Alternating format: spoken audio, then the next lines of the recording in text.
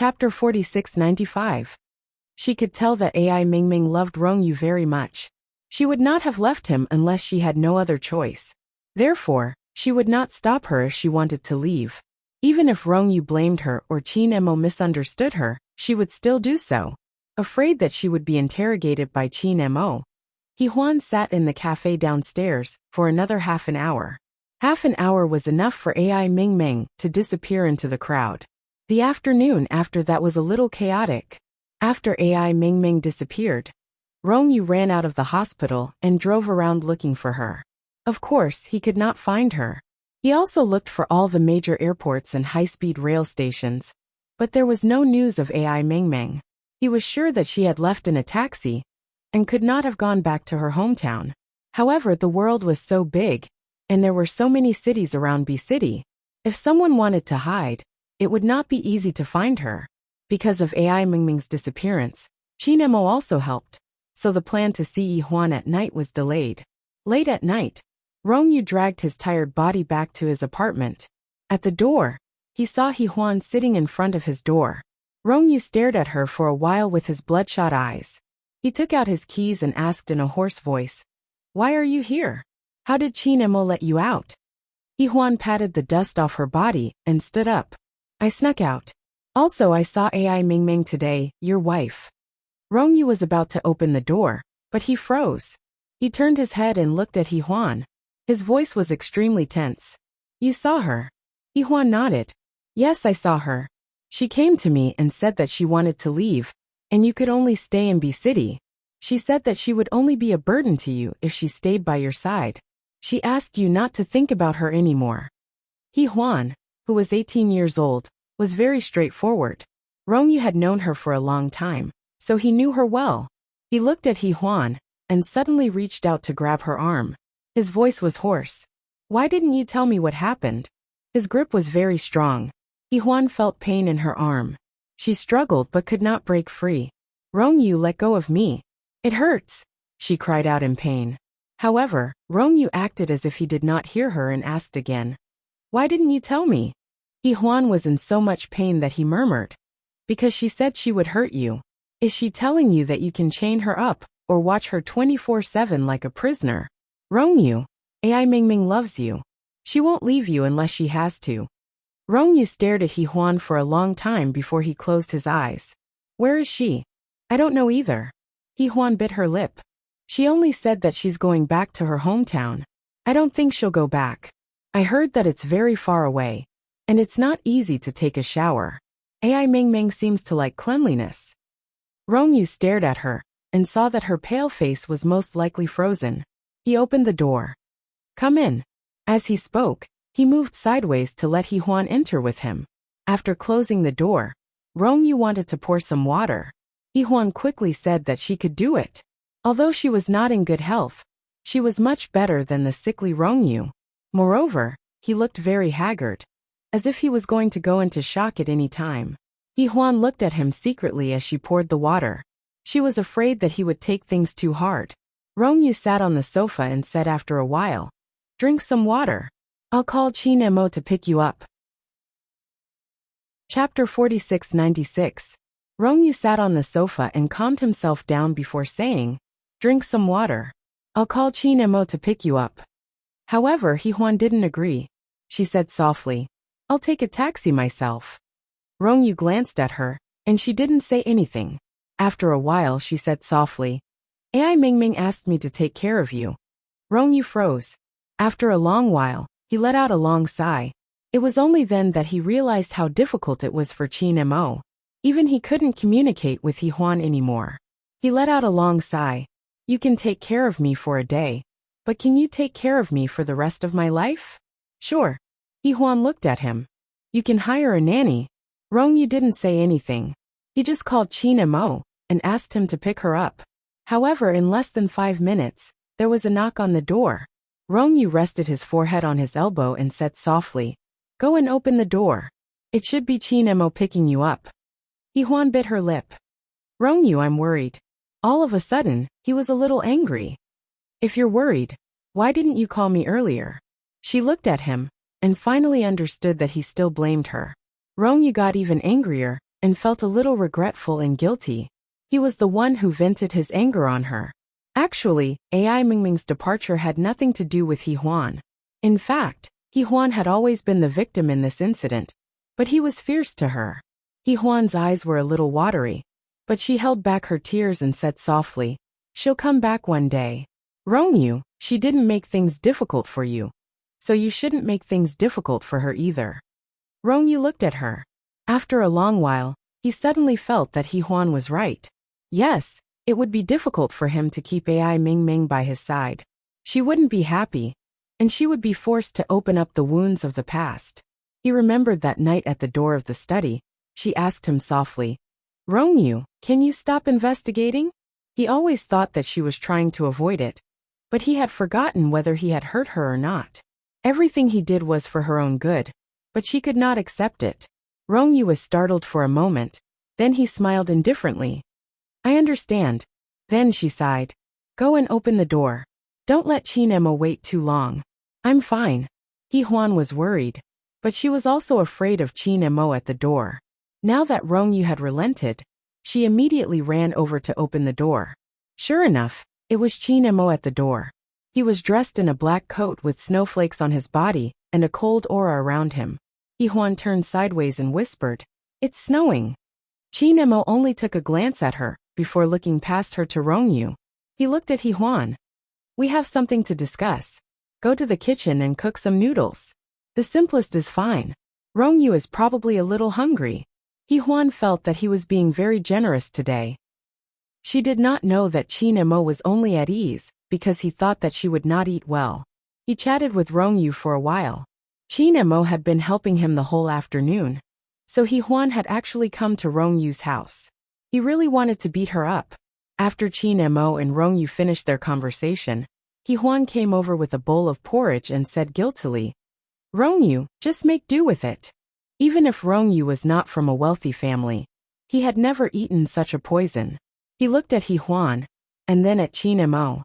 Then he understood that Qin Emo was telling him that AI Mingming was more suitable for him. He Huan did not know how to cook now. He lowered his head and smiled. "I can eat it after sprinkling some sesame oil on it." Chapter 4697. Then he understood. Qin Emo was telling him that AI Mingming was more suitable for him. He Huan didn't know how to do anything now. He lowered his head and smiled. "I'll just sprinkle some sesame oil on it, and it'll be ready." Seeing that he was really eating, He Huan wanted to say something, but Qin Emo dragged her out. He said in a low voice, "Let him be alone for a while. Rongyu doesn't need anyone to accompany him now. He just wants some peace." He Huan nodded and followed him out obediently. Rongyu was left alone. He slowly put down his hand that was eating the noodles and looked at his phone quietly. It was as though he was waiting for someone waiting for a call. He had called her countless times today. The phone was always hot, but it was always switched off. He wondered if there would be a day when it would become an empty number. Rongyu was afraid, but he was even more afraid that if he disregarded everything, he would be gone when AI Mingming came back one day. He wouldn't be able to come back. He could only wait for her here. And he wouldn't stop doing what he had to do. AI Mingming had left, so he had no reason to stop. Rongyu returned to the master bedroom. There was a letter and a leather bag on the bedside table. The letter was written by AI Mingming, telling him that she had left. And in the leather bag was the signed transfer of all her assets. She had returned everything he had given her. And there was also a card. She said in the letter that she was sorry that she had used 40 million. Other than that, AI Mingming also left him a divorce agreement. She had signed it. She wrote in the letter that it was fine if he did not sign it. One day, when he met someone he wanted to live with, he could sign it. It was a letter of less than 1,000 words, but she had said countless apologies. Rongyu read the letter over and over again. She said that it would be tough for him with her around. Yes, it would be tough. But without her, what was the point of it? When Rongyu put down the letter, something fell from it. It sparkled when it landed on the ground. It was their wedding ring. Rongyu frowned slightly and picked it up. He stared at it for a long time before muttering bitterly, "You didn't even take this with you?" After that, he made a call to his personal financial advisor.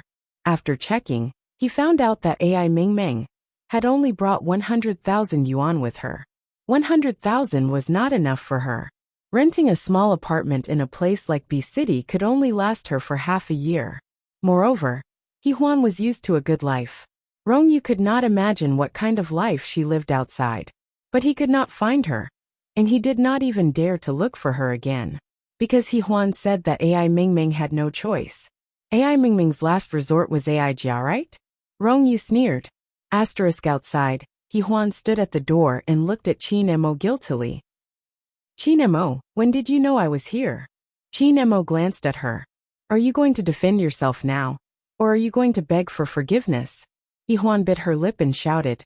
I didn't do anything wrong. Why should I ask for forgiveness? Still not wrong. He reached out and rubbed her hair. No matter why AI Mingming left, you should let Rongyu decide for himself. You should not make the decision for him. As he said that, he sighed. If they can't see each other in the future, it will be such a pity. And you let AI Mingming go. He Huan bit her lip. I also think that you have ulterior motives. He interrupted her with a faint smile. Mrs. Qin, tell me, what are you trying to do? Chapter 4698. After Qin Emo asked this, He Huan looked at him and asked softly, what are you suspecting? Qin Mo's gaze was calm. He Huan, you have the memory of when you were 18, so I can let it go if you let AI Mingming go. But now that you're here with Rongyu, shouldn't you think about my feelings? He Huan still stared at him. There's nothing between us. Qin Emo nodded. There's nothing between us, but He Huan, you are my wife. I hope, he said to her seriously. At least tell me before you see Rongyu, especially when you go to his house. He Huan digested it for a while, and then said in a low voice, are you discussing with me or ordering me? Qin Emo quickly said, I think there's no difference between the two. He thought she would be angry, but He Huan only said after a moment of silence, I see. At this time, the elevator arrived and Qin Emo pulled her in. He Huan's head was still hanging low. What's wrong? Are you angry? Qin Emo smiled and pulled her hair. He Huan shook her head, and then lowered her head. I'm not like what you think. Qin Mo's heart skipped a beat, and he said in a gentler voice, what do I think? He Huan felt very wronged when he asked this gently. She bit her lip and said in a low voice, I don't like Rongyu anymore. Qin Emo grunted.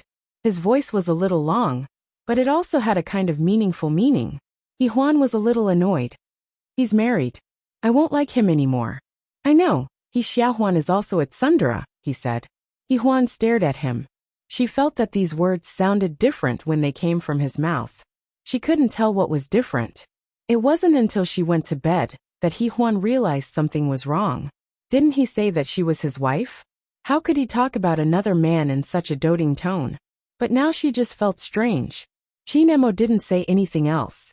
After exiting the elevator, he didn't start the car. There was a thin layer of snow on the ground outside. He looked at He Huan and said, there's a mutton restaurant a few hundred meters ahead. Let's go there for supper. As a matter of fact, they hadn't eaten dinner yet, so they were really tired and hungry. He Huan looked at the fine snow in the night sky and nodded. All right. Qin Emo turned sideways and helped her put on her coat and hat. Then they walked into the dark night together. The fine snow was a little cold on her face, and her hands were also a little cold. He Huan quietly put her little hand in his pocket to keep it warm. Qin Emo just turned his head to look at her, and then put his hand in his pocket as well. He Huan hummed comfortably. His hands were so warm. In the dark night, they walked side by side, the snowflakes quietly melting on their shoulders.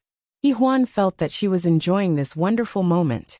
She was so happy that she wanted to jump up and down. However, she soon realized that she shouldn't be happy today. After all, Rongyu's wife had run away, and she was the one who let her go. Therefore, He Huan put on a serious face again, which made Qin Emo want to laugh very much. But he just reached out to rub her hair and smiled. You're so cute. I'm not cute. She looked at him with a face full of disdain. He Huan didn't forget that she was actually a 33-year-old woman. He didn't have good intentions by using the word cute to describe her. Qin Emo smiled. What else? Sexy, beautiful, or dignified, are these more suitable for you? Chapter 4699. Yihuan snorted. Do you think I don't have any? If I don't have any, how could you have liked me for so many years?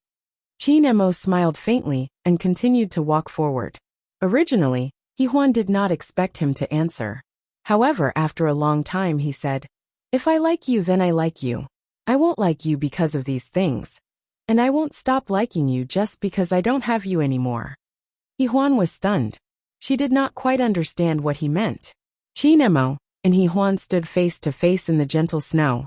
Under the street lamp, Yihuan's little face was a little red from the cold. He should have felt sorry for her. But at this moment, he was a little tempted to look at her. It had been a long time since he saw her face so red. At this moment, it was as if they had really returned to the past, to the time when she was 18 years old, and he was still the man who could not be controlled. He liked her, but he could not confess. Suddenly, Chinmo's voice became hoarse. Yihuan, when you were 18 years old, was there only Rongyu in your heart? He thought that he still minded. He minded that she had left him like that, and like someone else. Yihuan was still stunned. She stared at Chinemo and said after a long time, I don't know what it was like at that time, but this time, it's different. Chinemo lowered his head and pressed his forehead against hers. It was just a small gesture, but Yihuan's face was red and her heart was racing. She took a step back, but Chinemo reached out and hugged her waist. His voice was hoarse. Is it because Rongyu has a wife? Yihuan was dumbfounded. No, it's not exactly like that. She did not know how to explain it to him. But Chinemo did not need her to explain. He kissed her. In the gentle snow, in the cold winter night, it was very warm. At least, after kissing him, Yihuan felt that her hands and feet were warm, and her face was a little hot. She secretly thought to herself, shouldn't he be angry? Why is he so calm? So, when they walked together, she secretly looked at him. Chinemo seemed to know what she was thinking and smiled. I'm just giving in to you. Just don't cross my bottom line, eh? He said as if unintentionally. Oh, Yihuan replied. Somehow, he felt that he had been fucked. She really couldn't understand the world of a mature old man. He looked so angry at the beginning. He should have been in a cold war with her without hesitation. Or he should have used force or something. She was ready. In the end, he had prepared for nothing. It turned out that a 40-year-old man was so gullible. Yihuan stole another glance at him and smiled. Chinemo also smiled and said nonchalantly, waking up and finding such a perfect husband is something I should be happy about. Yihuan pouted. What do you mean by found? You're mine to begin with, all right? Chinemo couldn't help but turn his head to look at her. Then he said in a very low voice, I'm yours, but are you mine? Yihuan pretended not to understand. What's yours and mine? Don't pretend. He smiled. You knew it, but you still ran away. Yihuan knew that she couldn't provoke him anymore. She hugged his arm and leaned her face over. She sighed and said, Chinemo, we're an old couple. Let's be pragmatic. He was annoyed and amused at the same time. She really learned fast. Yihuan continued to hug his arm, and her voice was as soft as a little lamb. Chinemo, I suddenly realized that you're really good. Chapter 4700. Yihuan knew that she couldn't provoke him anymore. So she hugged his arm and leaned her face over, sighing. Chinemo, we're an old couple now, let's be more pragmatic. He was annoyed and amused at the same time. She was a quick learner. Yihuan continued hugging his arm, her voice as soft as a lamb's. Chinemo, I suddenly realized that you're really nice. I think that you've done something modest, that's why you're so attentive. How could Chinemo fall for her trick? In his eyes, the 18-year-old Yihuan was as transparent as glass. She couldn't see through him, but he knew everything about her, the kind that one would know on any given day. Later on, they had supper together. The mutton hot pot was nice and warm, and they walked for a while before returning home. Yihuan thought that she would catch a cold, but she didn't. When she got home, she removed her jacket, but her body was still warm and comfortable. It was the same for Chinemo. His complexion was especially good, probably because he had eaten mutton. Hence, he went to the bathroom to take a shower. Yihuan sprawled on the sofa and played games for a while. Chinemo looked at her quietly for a while at the bathroom door. Seeing that she didn't know anything, He sighed and entered the bathroom with a towel. When he came out of the shower, he confiscated the phone from a child.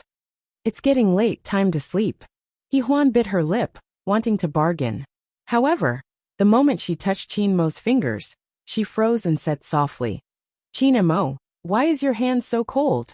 Didn't you just take a shower? Chin-mo didn't explain.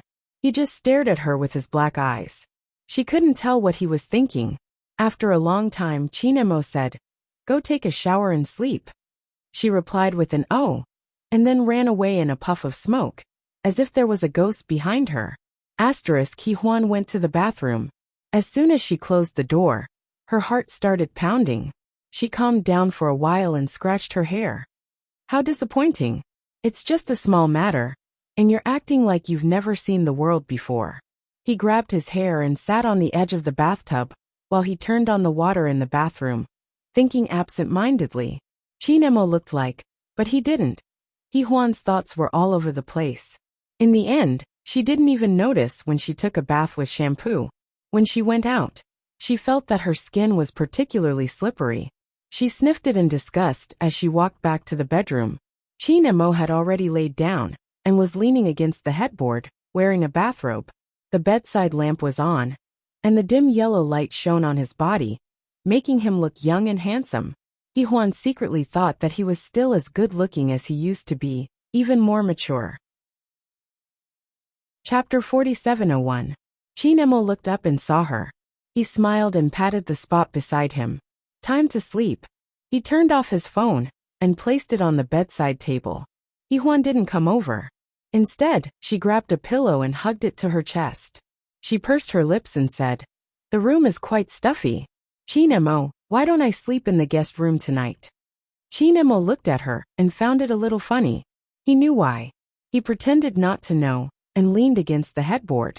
Really? It's stuffy? Hee-hwan nodded. Yes, it's very stuffy. Chin-mo remained calm and collected. It's winter. How could you be like this? Could it be that you're sick again? Hee-hwan took a step back. I'm not. I just want to sleep in the guest room. But he had already shown his bad taste. He reached out to grab her and coughed. I'll get the thermometer. He stuffed Hee-hwan into the quilt. Hee-hwan moved, but Chin-mo held her shoulder with one hand. He was indescribably domineering. Her palm-sized face was blank. She swallowed her saliva and felt like a lamb waiting to be slaughtered. Chin-mo quickly brought the thermometer over and asked her to open her mouth to take her temperature. Hee-hwan bit her lip. It's under the armpit. Chin-mo didn't insist and let her do as she pleased. Hee-hwan put the thermometer down and didn't say anything. She stared at Chin-mo for a minute and couldn't help but say, I just feel stuffy. I'm not uncomfortable. Chin-mo, don't make a fuss. Chin-mo held back his laughter. You have an illness to be treated and a problem to be solved. Hee-hwan didn't say anything. Chin-mo took the thermometer and looked at it. It's 39 degrees. Hee-hwan was shocked. She leaned over. That's not possible. How could it be? She looked over and saw that it was 37 degrees. You're lying, she accused. She was a little angry that he was teasing her. Chin-mo's voice was still very slow. Oh, if there are no more questions, you can go to sleep. Hee-hwan wanted to get up. I'll sleep in the guest room. Chin-mo reached out and pressed her shoulder. It's so late. Stop it. I won't do anything to you. Ah. Hee-hwan's mouth was wide open. Chin-mo smiled again. Didn't you say you were an old couple? I've only taken a bath, and you're already so scared. Hee-hwan, you're not calm, are you? He nodded in understanding. It's normal for a young lady to be curious. I can understand. As he spoke, he even reached out his hand and patted Momo's little head, as if he was treating a puppy or kitten. Hee-hwan arrived. After a while, he snorted and said, Our married life can't be like this, right? Of course not. It's much more exciting than you can imagine. He smiled meaningfully and lay down beside her. Hooking his arm around her, he said, All right, it's time to sleep, little girl. I have a meeting tomorrow, and I'm exhausted. Stop fooling around, or else I'll settle the score with you for today. Hee-hwan was scared. She didn't dare to provoke him, so she obediently closed her eyes and went to sleep.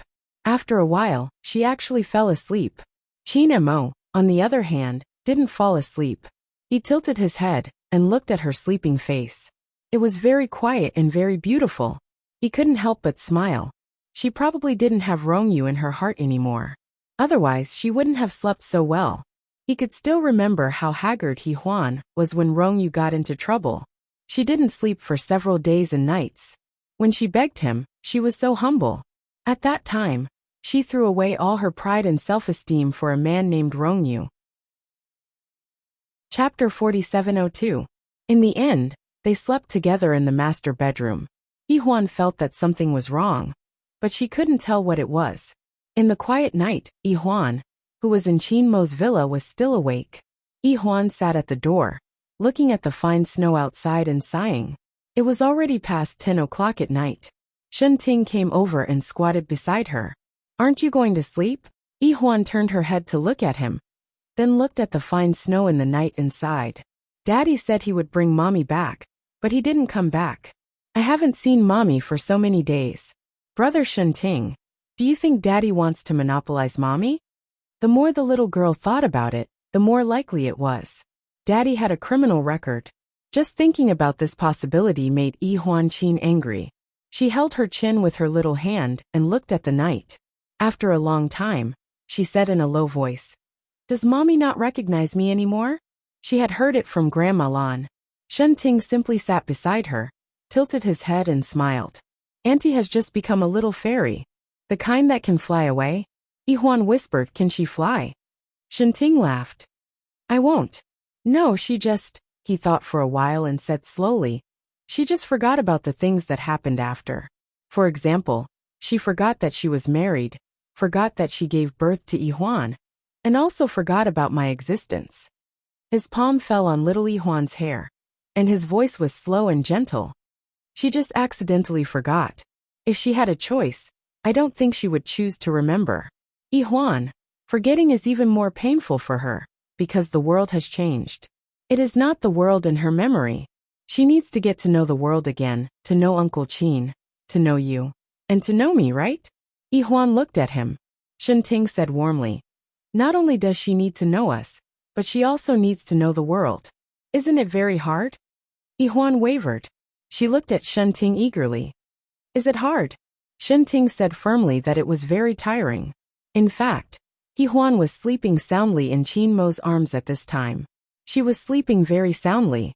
Moreover, Chinmo didn't ask her to know the world or anything. Huan didn't intend to know the world either. She only needed to know Chinmo, and she would be able to know the world. Even if Huan and Enchanting didn't know each other, it wouldn't matter. However, Huan was still waiting and struggling. She didn't know that her papa was going to take her mother for himself. The kind that didn't want a single bite. It was late at night. Although there were heaters everywhere in the villa, the spring night was still very cold. Huan was still waiting. Enchanting couldn't bear to wait any longer. He lowered his voice and said, "All right, it's time to sleep."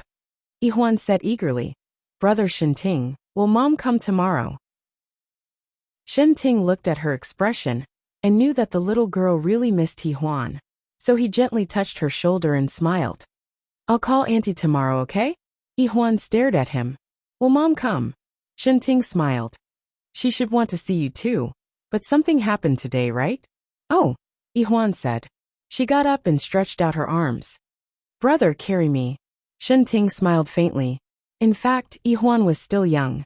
She liked Yi Xiangnan, but she still relied on him. She didn't know what it meant to like him, but he couldn't refuse. He bent down and picked her up. Then he walked upstairs easily.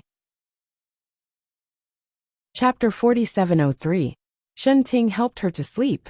He sat by the bed and read, waiting for Huan to fall asleep. Huan put her little head on the pillow and said softly, "Brother, tell me a story." Enchanting smiled, closed the book in his hand, and gently told a few stories to Huan. And the little fellow also fell asleep slowly. In the middle of the night, her porcelain white face was quiet and beautiful. Enchanting looked at her quietly. After hesitating for a moment, he reached out and gently put his hand on the center of Huan's hair. She was too young and carefree. Perhaps feeling the warmth of his palm, Huan automatically leaned towards him, like a kitten. Enchanting smiled slightly. The night was getting darker. He should have fallen asleep at this time. But he didn't want to sleep at all. He just read a book by her bedside, quietly guarding her until 1 o'clock in the morning, when he had no choice but to sleep. Enchanting fell asleep. He lay on the edge of the bed, and next to him was the little Yi-Huan. On the other side of the city, Yi Xiangnan was sitting in front of the computer in the single room of the school. The screen was turned on, and his slender fingers were tapping on the keyboard. After a while, he looked up the information on the side. He didn't finish until 2 o'clock in the morning. He stretched and drank half a cup of cold coffee. He had long been used to such a high-intensity study life, but he was not used to it. He was alone. Enchanting Huan was taken care of by Enchanting. There was something unknown in Yi Xiangnan's eyes. He turned off the computer and lay on the bed with his clothes on. He was not afraid of loneliness, but he somewhat missed the little fellow. Yi Xiangnan's slender body suddenly sat up, silently looked outside, and then directly got up and walked outside. He opened the door. It was very cold outside, and it was snowing. Yi Xiangnan climbed over the wall and took a taxi to the Qin family's villa. It was also the place where Enchanting and Enchanting Huan lived together. Yi Xiangnan also climbed over the wall to get in. Of course, there was a sophisticated security system here, but he had been there many times and would avoid it. After he entered, he used his palm to open the door and quietly and elegantly went upstairs to Yi Huan's bedroom.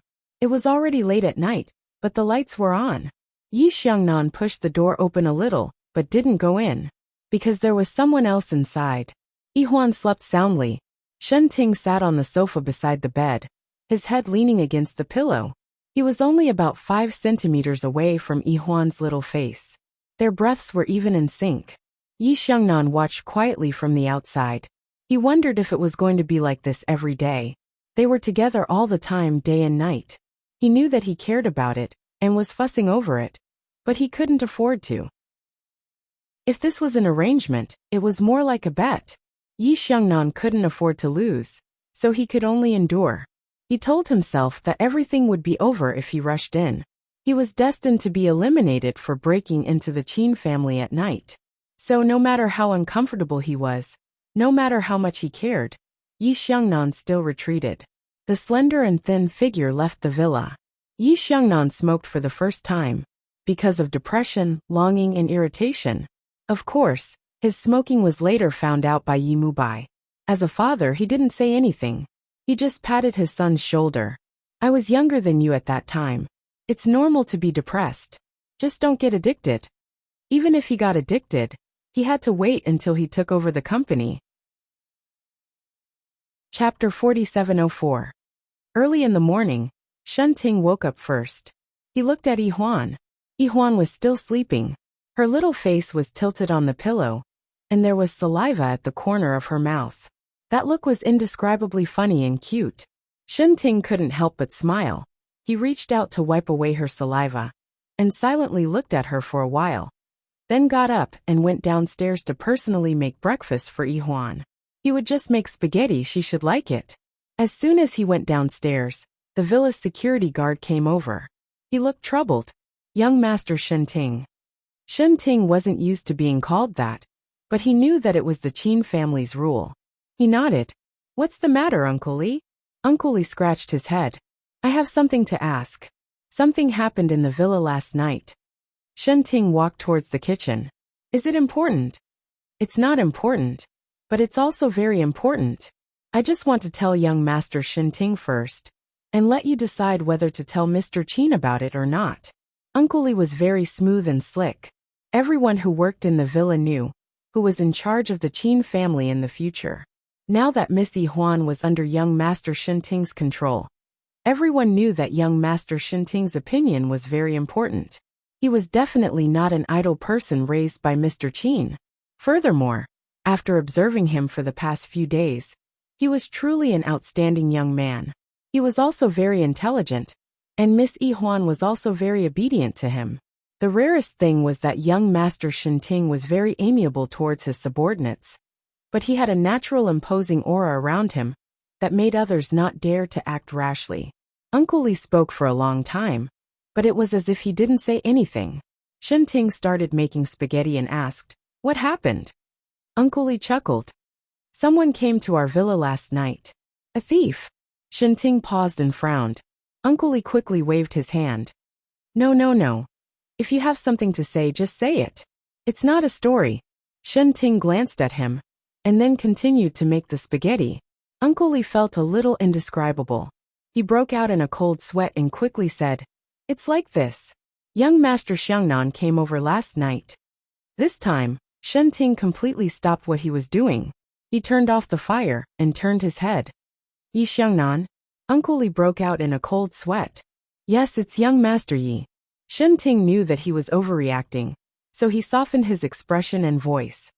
What time did he come? Uncle Li coughed softly. From the surveillance footage, it was around 3 in the morning, but they left very quickly, less than 5 minutes later. Shenting stared at him for a long time, then smiled faintly. Don't tell Uncle about this. I'll change the security guards. This won't happen again in the future. In fact, he also knew that it was unnecessary. With Yi Xiangnan's arrogant personality, he must have seen him in Yi Huan's bedroom, and probably wouldn't come again in the future. But he still had to put on a show to reassure his subordinates. Uncle Li couldn't be happier with this arrangement. Although it was young Master Yi, he wasn't one of them. If Mr. Qin found out, he would say that they were useless. They let a living person in the middle of the night. The security guards of the Qin family's villa were said to be impenetrable. If Mr. Qin found out, he might fire them. Chapter 4705. Updated quickly. Now that Shenting said this, he was relieved. He let out a long sigh and smiled.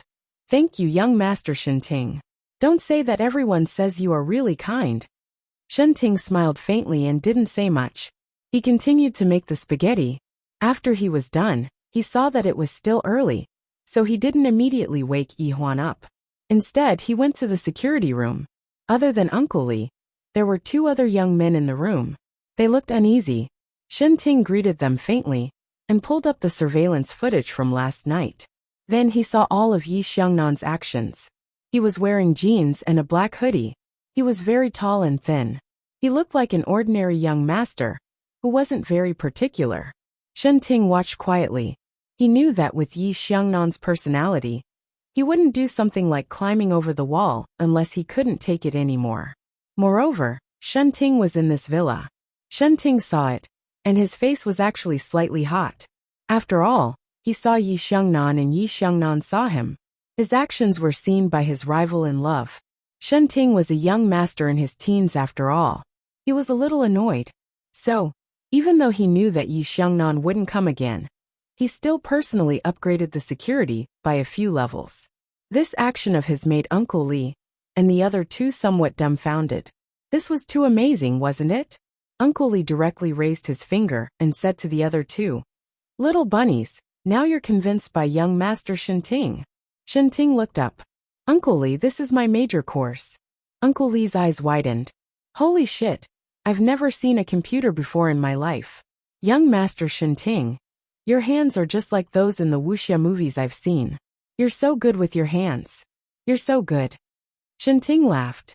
How can there be such amazing skills? I'm just a little more familiar with them. In the future, you can also take a look at the books. Uncle Li waved his hand. That requires talent. We don't know how to do that. We just need to focus on our work. In the past, they had all thought that Shenting had been chosen mainly because of his steady personality and good looks. But now, they knew how outstanding he was to be able to say that. Sigh, it's like choosing a son-in-law in ancient times. There are layers upon layers of hurdles. Therefore, Uncle Li was full of praises and didn't know how to praise him. Shenting was a little embarrassed and waved his hand. All right, Uncle Li, I'll go wake up Yi Huan. Uncle Li remembered that young Master Shenting was not only knowledgeable, but he also knew how to take care of people. His culinary skills were also top-notch. If he was little Miss Yi Huan, he would also choose young Master Shenting. Although young Master Yi was good, he was not as considerate as young Master Shenting. The more I look at him, the better I feel. When Shenting walked out, his face was a little hot. In fact, he should have told Qin Mo about what happened last night, but he didn't. He wasn't doing this for Yi Xiangnan, but for selfish reasons. Because he himself wasn't a straightforward person, Yi Xiangnan had barged into the villa. But he, Shenting, had stayed in Yi Huan's room and not left. If this matter got out of hand, he would be more embarrassed than Yi Xiangnan. Although he didn't do anything out of line, he didn't want others to know. He would rather protect this beauty. He thought that if she grew up and chose Yi Xiangnan, then these nights shouldn't be known by others. And Yi Xiangnan would probably mind too. Shenting stopped. He thought that he seemed to be subconsciously giving in. He thought that Yi Huan was Yi Xiangnan's. Chapter 4706. Shenting stayed in the dining room alone for a while, then slowly went upstairs and took on the role of a nanny to wake Yi Huan up. Yi Huan made a sound. Her small body curled up and she was hugging a pillow. Her face was buried in the pillow. Shenting smiled and reached out to touch her. "Alright, get up. I still want to sleep for a while." Yi Huan opened her eyes and said cutely. Shenting couldn't help but smile. "I'm making spaghetti today." Yi Huan opened her eyes at once. Her eyes were as wide as a calf's. She stared at Shenting for a while and said in a childish voice, "Is it the kind where I can have one bowl?" Shenting didn't know whether to laugh or cry. He nodded. "Yes, one bowl for you." Yi Huan immediately sat up and started to put on her clothes. Shenting smiled. "I'll wait for you downstairs." He took care of Yi Huan, but he didn't know how to babysit. Although Yi Huan still liked to laze around in bed, she already did most of the work herself. Shenting was very busy, but he would also teach Yi Huan some things. Anyway, Qin Mo could rest assured that Yi Huan would be in Shenting's care. After Shenting finished speaking, he went downstairs. Yi Huan quickly tidied herself up and skipped down the stairs, looking very happy. She seemed to have forgotten everything that happened last night, and was full of energy again. Shenting sat at the dining table and looked up silently. Then he smiled. "Come here." Yi Huan sat over obediently. Shenting pushed the spaghetti over and smiled. "Eat." As soon as he finished speaking, the little guy let out a cry of wow and started eating with gusto. Shenting smiled and said, "Eat slowly." Little Yi Huan looked up at him, but still ate very quickly. Big brother Shenting's cooking was really delicious. After finishing the plate, although she wanted to eat more, her stomach was a little full. Moreover, she knew that Shenting would not make a second plate. Sure enough, a beautiful small cup was placed in front of her, filled with juice. Yi Huan took it and sipped it contentedly. She looked at Shenting curiously. "Brother, why don't you eat this? Why do you only eat bread and drink milk every day?" Shenting froze for a moment, then smiled gently. "I'm used to it." Yi Huan was still looking at him. "Brother, what do you mean by habit?" Shenting's young and handsome face blushed a little at her question. He lowered his head and drank a mouthful of milk before answering Yi Huan seriously. "It's just that I've persevered for a long time. There's nothing bad about it. I just want to keep persevering." Actually, Shenting didn't have any special preferences for food. As long as it wasn't too disgusting, he could tolerate it. There were also some external things that he wasn't obsessed with. In fact, for the first 14 years, all he had to do was to learn all sorts of knowledge and continue to excel. If you asked him what he wanted, he wouldn't be able to say it. But after he saw Yi Huan's photo, he felt that everything he had learned in the past was meaningful. What he was obsessed with and picky about was nothing more than the person he was walking with. After Shenting finished his explanation, Yi Huan still didn't understand. After all, she was still too young. She couldn't understand such deep logic. Shenting didn't expect her to understand either. He only smiled gently and reached out to touch her hair. "Quickly finish drinking. I'll send you to school in a while." Chapter 4707. Yi Huan asked pitifully, "Will Mom come back today?" Shenting didn't say anything and just looked at Yi Huan quietly. After a while, Yi Huan whispered, "I know. Mom is learning to understand the world." After she said that pitifully, Shenting looked at her quietly. He found it a little funny, but he also felt sorry for her. He suddenly made a decision. When he helped her carry her little school bag, he said gently, "I know.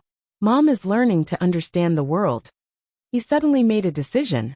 When he helped her carry her little school bag, he said gently, "I'll take you to see Mom after school, okay?" Yi-Huan's originally listless face suddenly became lively. She stared at Shen-Ting for a long time before she whispered, "But brother, do you know where Mom is?" Shen-Ting pinched her little face. "I'm going to Uncle's company in the afternoon. I'll take you with me." This time, Yi-Huan was really happy. She carried her school bag and skipped to school. Shen-Ting smiled and followed her into the car. After getting in the car, he suddenly thought of Yi Xiangnan again. He pursed his beautiful lips and then looked at Yi-Huan. "You're going to stay with the Yi family for a few days next week. I'll buy you some comic books that you like to read." Next month, which was also Yi Xiangnan's military training, he chose to take Yi-Huan to stay with him for a few days. It could be considered as a way for the two children to cultivate some childhood feelings. Shen-Ting knew that he couldn't object to such an arrangement, so he respected it. Besides, Yi-Huan was still very young. He didn't want his attitude to scare her. When he said that, Yi-Huan was a little hesitant. Although she wanted to see brother Xiangnan, she also missed her mom. She bit her lip and whispered after a long time, "I still want to be with Mom." Shen-Ting smiled faintly and reached out to rub her hair. He only said okay, and didn't say anything else. Yi-Huan sat beside him like a little puppy. Perhaps because her parents weren't around, she was especially dependent on Shen-Ting and treated him as her everything. It seemed that brother Xiangnan wasn't that important at this time. If an analogy had to be made, Shen-Ting was like bread, and Yi Xiangnan was love. If people were given a choice, of course, the first choice would be bread. Without bread, how could there be love? Of course, at such a young age, Yi-Huan did not understand. She only knew that she wanted to be with big brother Shen-Ting, because she missed her mother, and big brother Shen-Ting had a way to bring her to see her mother. Yi-Huan was a little excited just thinking about it. As for brother Xiangnan, he was immediately thrown to the back of his mind. In the afternoon, the chauffeur first picked up Shen-Ting, then went around to pick up Yi-Huan. The two of them went to King Entertainment together. The receptionists in the company all knew Shen-Ting, and Yi-Huan was even more familiar with him. Logically speaking, Yi-Huan was the only heir. But everyone in King Entertainment knew that Shen-Ting was the future owner of King Entertainment, so they all tried to curry favor with him without batting an eyelid. Although Shen-Ting was young and did not come from a wealthy family, he was already used to such small situations. He nodded calmly and took Yi-Huan to the elevator. Coincidentally, Yi-Huan was brought to the company by Qin Mo. Shen-Ting went to Qin Mo's office first. Secretary he saw him at the door and was a little surprised. "Young Master Shen?" Then her gaze fell on Yi-Huan, still a little hesitant. "This," Shen-Ting's voice was especially calm. "If anything goes wrong, I'll take responsibility." Secretary he of course believed him, but she was still a little worried. President Qin he might need some time. Chapter 4708. Memorize. Shen-Ting was insistent. He looked at Secretary he calmly and said, "Yi-Huan misses her mother." Secretary he was also a woman in her 40s. She was also touched. Shen-Ting really doted on Yi-Huan. Secretary he was so touched that she immediately decided to let him go. She smiled and said, "Then I won't tell President Qin." Shen-Ting nodded. "I won't say that I met Secretary he either." Secretary he sighed in her heart. What a sensible child. Look, she already knows how to work in the workplace at such a young age. She's very experienced. She'll definitely not be easy to deal with in the future. Perhaps in a decade or so, she would be able to work with Shen-Ting, and Shen-Ting would become her new boss. That day was just around the corner. Secretary he thought about it, but left quickly. After all, she was a veteran in the workplace. Shen-Ting watched Secretary he leave quietly.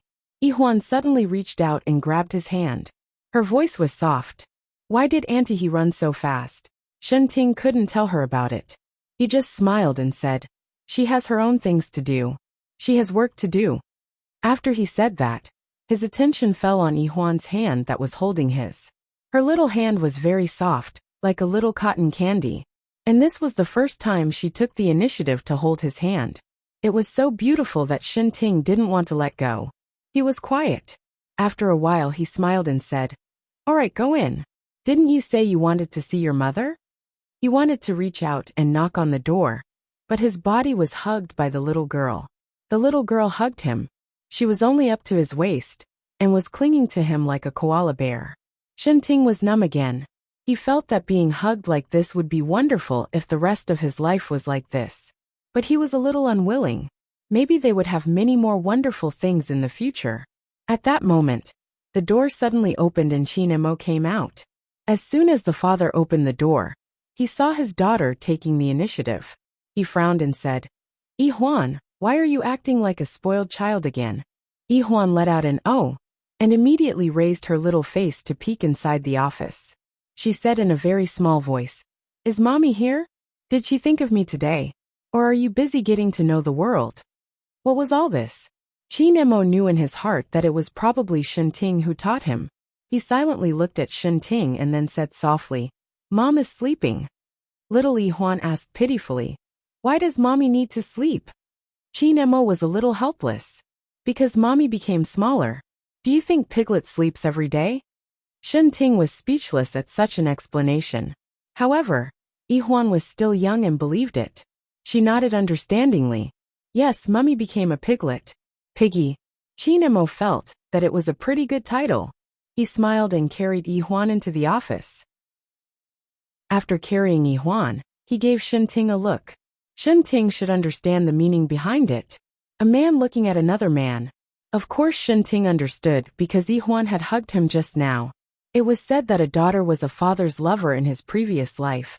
So he had been hugged by Uncle Chin's love rival just now.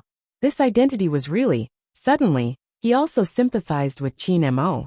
Not only did he find Yi Xiangnan, but he also found Enchanting. Did Uncle Chin think that he was not jealous enough? After a while, he felt that it was not kind of him to think that way. Chapter 4709. Updated quickly, of course, Enchanting understood because Yihuan had hugged him just now. It was said that a daughter was a father's lover in his previous life. So he had been hugged by Uncle Chin's love rival just now. This identity was really, all of a sudden, he felt sorry for Chinemo. Not only did he find Yi Xiangnan, but he also found Enchanting. Did Uncle Chin think that he was not jealous enough? Then, he felt that it was not nice of him to do so. So he touched his nose and followed them in. After Chinemo went in, he put Yihuan down and patted her. "Mom is in the lounge, go and find her yourself." Yihuan exclaimed and immediately ran in. But when she reached the bedroom door, her footsteps slowly slowed down. And then she stared at the person on the bed. It was her mother. Her mother was sleeping and looked very sleepy, just like Yihuan when she was young. Yihuan looked at her, and her eyes felt a little warm. She missed her mother. Little Yihuan didn't say anything, and climbed onto the bed. She snuggled into Yihuan's blanket, and hugged her with satisfaction. Then, she took a deep breath of her mother's fragrance. Wow, it smelled so good. Little Yihuan lay comfortably in her mother's arms. She wanted to sleep but couldn't bear to. In the end, she just hugged her mother obediently until Yihuan woke up. Outside, Chinemo had a meeting, and he specially invited Enchanting to attend. Chinemo raised his hand to look at the time and smiled lightly. "Why did you bring Yihuan here?" Enchanting knew that he would ask such a question, so he said honestly, "Yihuan misses Auntie." He still wanted to say something, but Chinemo reached out and patted his shoulder. He smiled lightly. "You can't even handle a little kid." They were like brothers. Enchanting couldn't help but look up at Chinemo for a while and smiled slightly. He said yes. Chinemo also smiled. "Let's go to the meeting. Yihuan can handle your auntie." Just by imagining the scene, one could imagine what it would be like. Asterisk in the lounge, an adult and a child were sleeping peacefully, smelling good. Yihuan knew nothing about it. When she woke up from her sleep and opened her eyes, she felt a warm little thing in her arms. It was soft and bouncy. Yihuan looked down and saw a baby in her arms. The baby, who couldn't sleep, was now sleeping like a piglet. He was drooling and holding Yihuan tightly with his two little paws. Yihuan's heart warmed as she looked at the little guy carefully. Her long eyelashes were like two small brushes. Her nose was small and straight, and her lips were rosy. She was extremely beautiful. Yihuan felt as if her heart had been struck. She stared unblinkingly at Yihuan for a long time. Finally, Yihuan woke up. She opened her bright black eyes and stared at He-Huan for a while before she said coquettishly, "Mom." Originally, he was already hugging her. Now that she was in his arms, he wanted to rub her in. He-Huan was still a baby. She didn't know what to do. He-Huan didn't care about her. She missed her mom anyway. Fortunately, at this moment, Chin-Mo appeared at the door. He walked in quietly with a file in his hand. He seemed to have just come from the meeting room. He rolled up the file and knocked on He-Huan's shoulder. "You're home." He-Huan was still in He-Huan's arms. She didn't want to come out even after hearing Chin-Mo's words. He-Huan could only look at Chin-Mo. Chin-Mo chuckled and spat out 3 words soundlessly. "Call me big brother." He-Huan was furious. He really had a bad taste. However, being hugged by He-Huan like this, she really couldn't breathe. She could only silently spit out 2 words, brother. Chapter 47:10. Chin-Mo was satisfied. He took He-Huan out of her arms and threw her to Enchanting at the door. "Let's go back to the villa and wipe her saliva." Really, all bad habits were inherited. She was just like He-Huan when she was a child. Chin-Mo sat on the edge of the bed. He-Huan also sat up and leaned against the headboard. She looked at him. "He-Huan." Chin-Mo reached out and touched her hair gently. He smiled. "What do you think after seeing her?" He-Huan replied slowly. "She's very pretty, just like me." Chin-Mo pulled her hair. "Don't be so shameless, Mrs. Chin." He-Huan snorted. "I'm telling the truth." Chin-Mo suddenly lowered his head and said in a low voice, "He-Huan's existence means that we used to stop talking." He-Huan's face was a little hot. Chin-Mo chuckled. "I mean, we used to be married. What's wrong?" He-Huan immediately covered her face. He was so bad. Chin-Mo smiled again. "Okay, you can get up and go home. Stay in the villa tonight." "Oh," He-Huan replied and lifted the quilt. Chin-Mo helped her put on her coat and buttoned up her hat. He-Huan raised her head and said, "I'm not that delicate." Chin-Mo's eyes darkened. He reached out and touched her face gently. His voice was hoarse. "You were not in good health before, so you have to rest."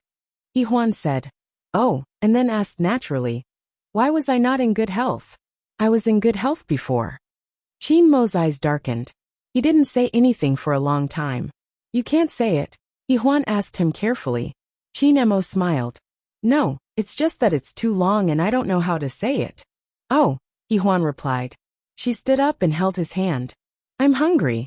Chin-Mo couldn't help but laugh. "You're like a piglet, either eating or sleeping." He-Huan stuck out her tongue. In fact, she also felt that this kind of life was quite beautiful. The two of them went out together. He-Huan was sitting on the sofa, looking unhappy. Enchanting was squatting beside her, not knowing what he was saying. Enchanting's expression was gentle, but there was a hint of sternness in it. So He-Huan didn't dare to say anything even though she was unhappy. Chin-Mo was amused. Enchanting had managed to control He-Huan with just a few pointers. Not bad. The family of 4 was driven back to the villa by Chin-Mo. In the car, He-Huan couldn't help but lean into He-Huan's arms again. He-Huan was a little stiff. Although she liked He-Huan very much, she really couldn't remember that she gave birth to such a big baby. So from the company to the villa, He-Huan's body was stiff. When they arrived at the villa, even her neck muscles were stiff. However, He-Huan was very satisfied. She chattered nonstop along the way. Usually, she didn't have so much to say. He-Huan let her be, listening to He-Huan's voice, while it was quite lively. When they returned to the villa, it turned out that the 2 men were cooking, while He-Huan brought her mother upstairs, as if she was presenting a treasure. He-Huan tried her best to cooperate, and they went to the master bedroom on the 2nd floor. He-Huan was a little excited. She reached out and pushed the door open. "Dee-dee-dee-dee. Mom, look, it's all roses. Brother Enchanting, and I specially prepared them." But when the door opened, the roses on the bed had already withered. Chapter 47:11. He-Huan's little face immediately fell.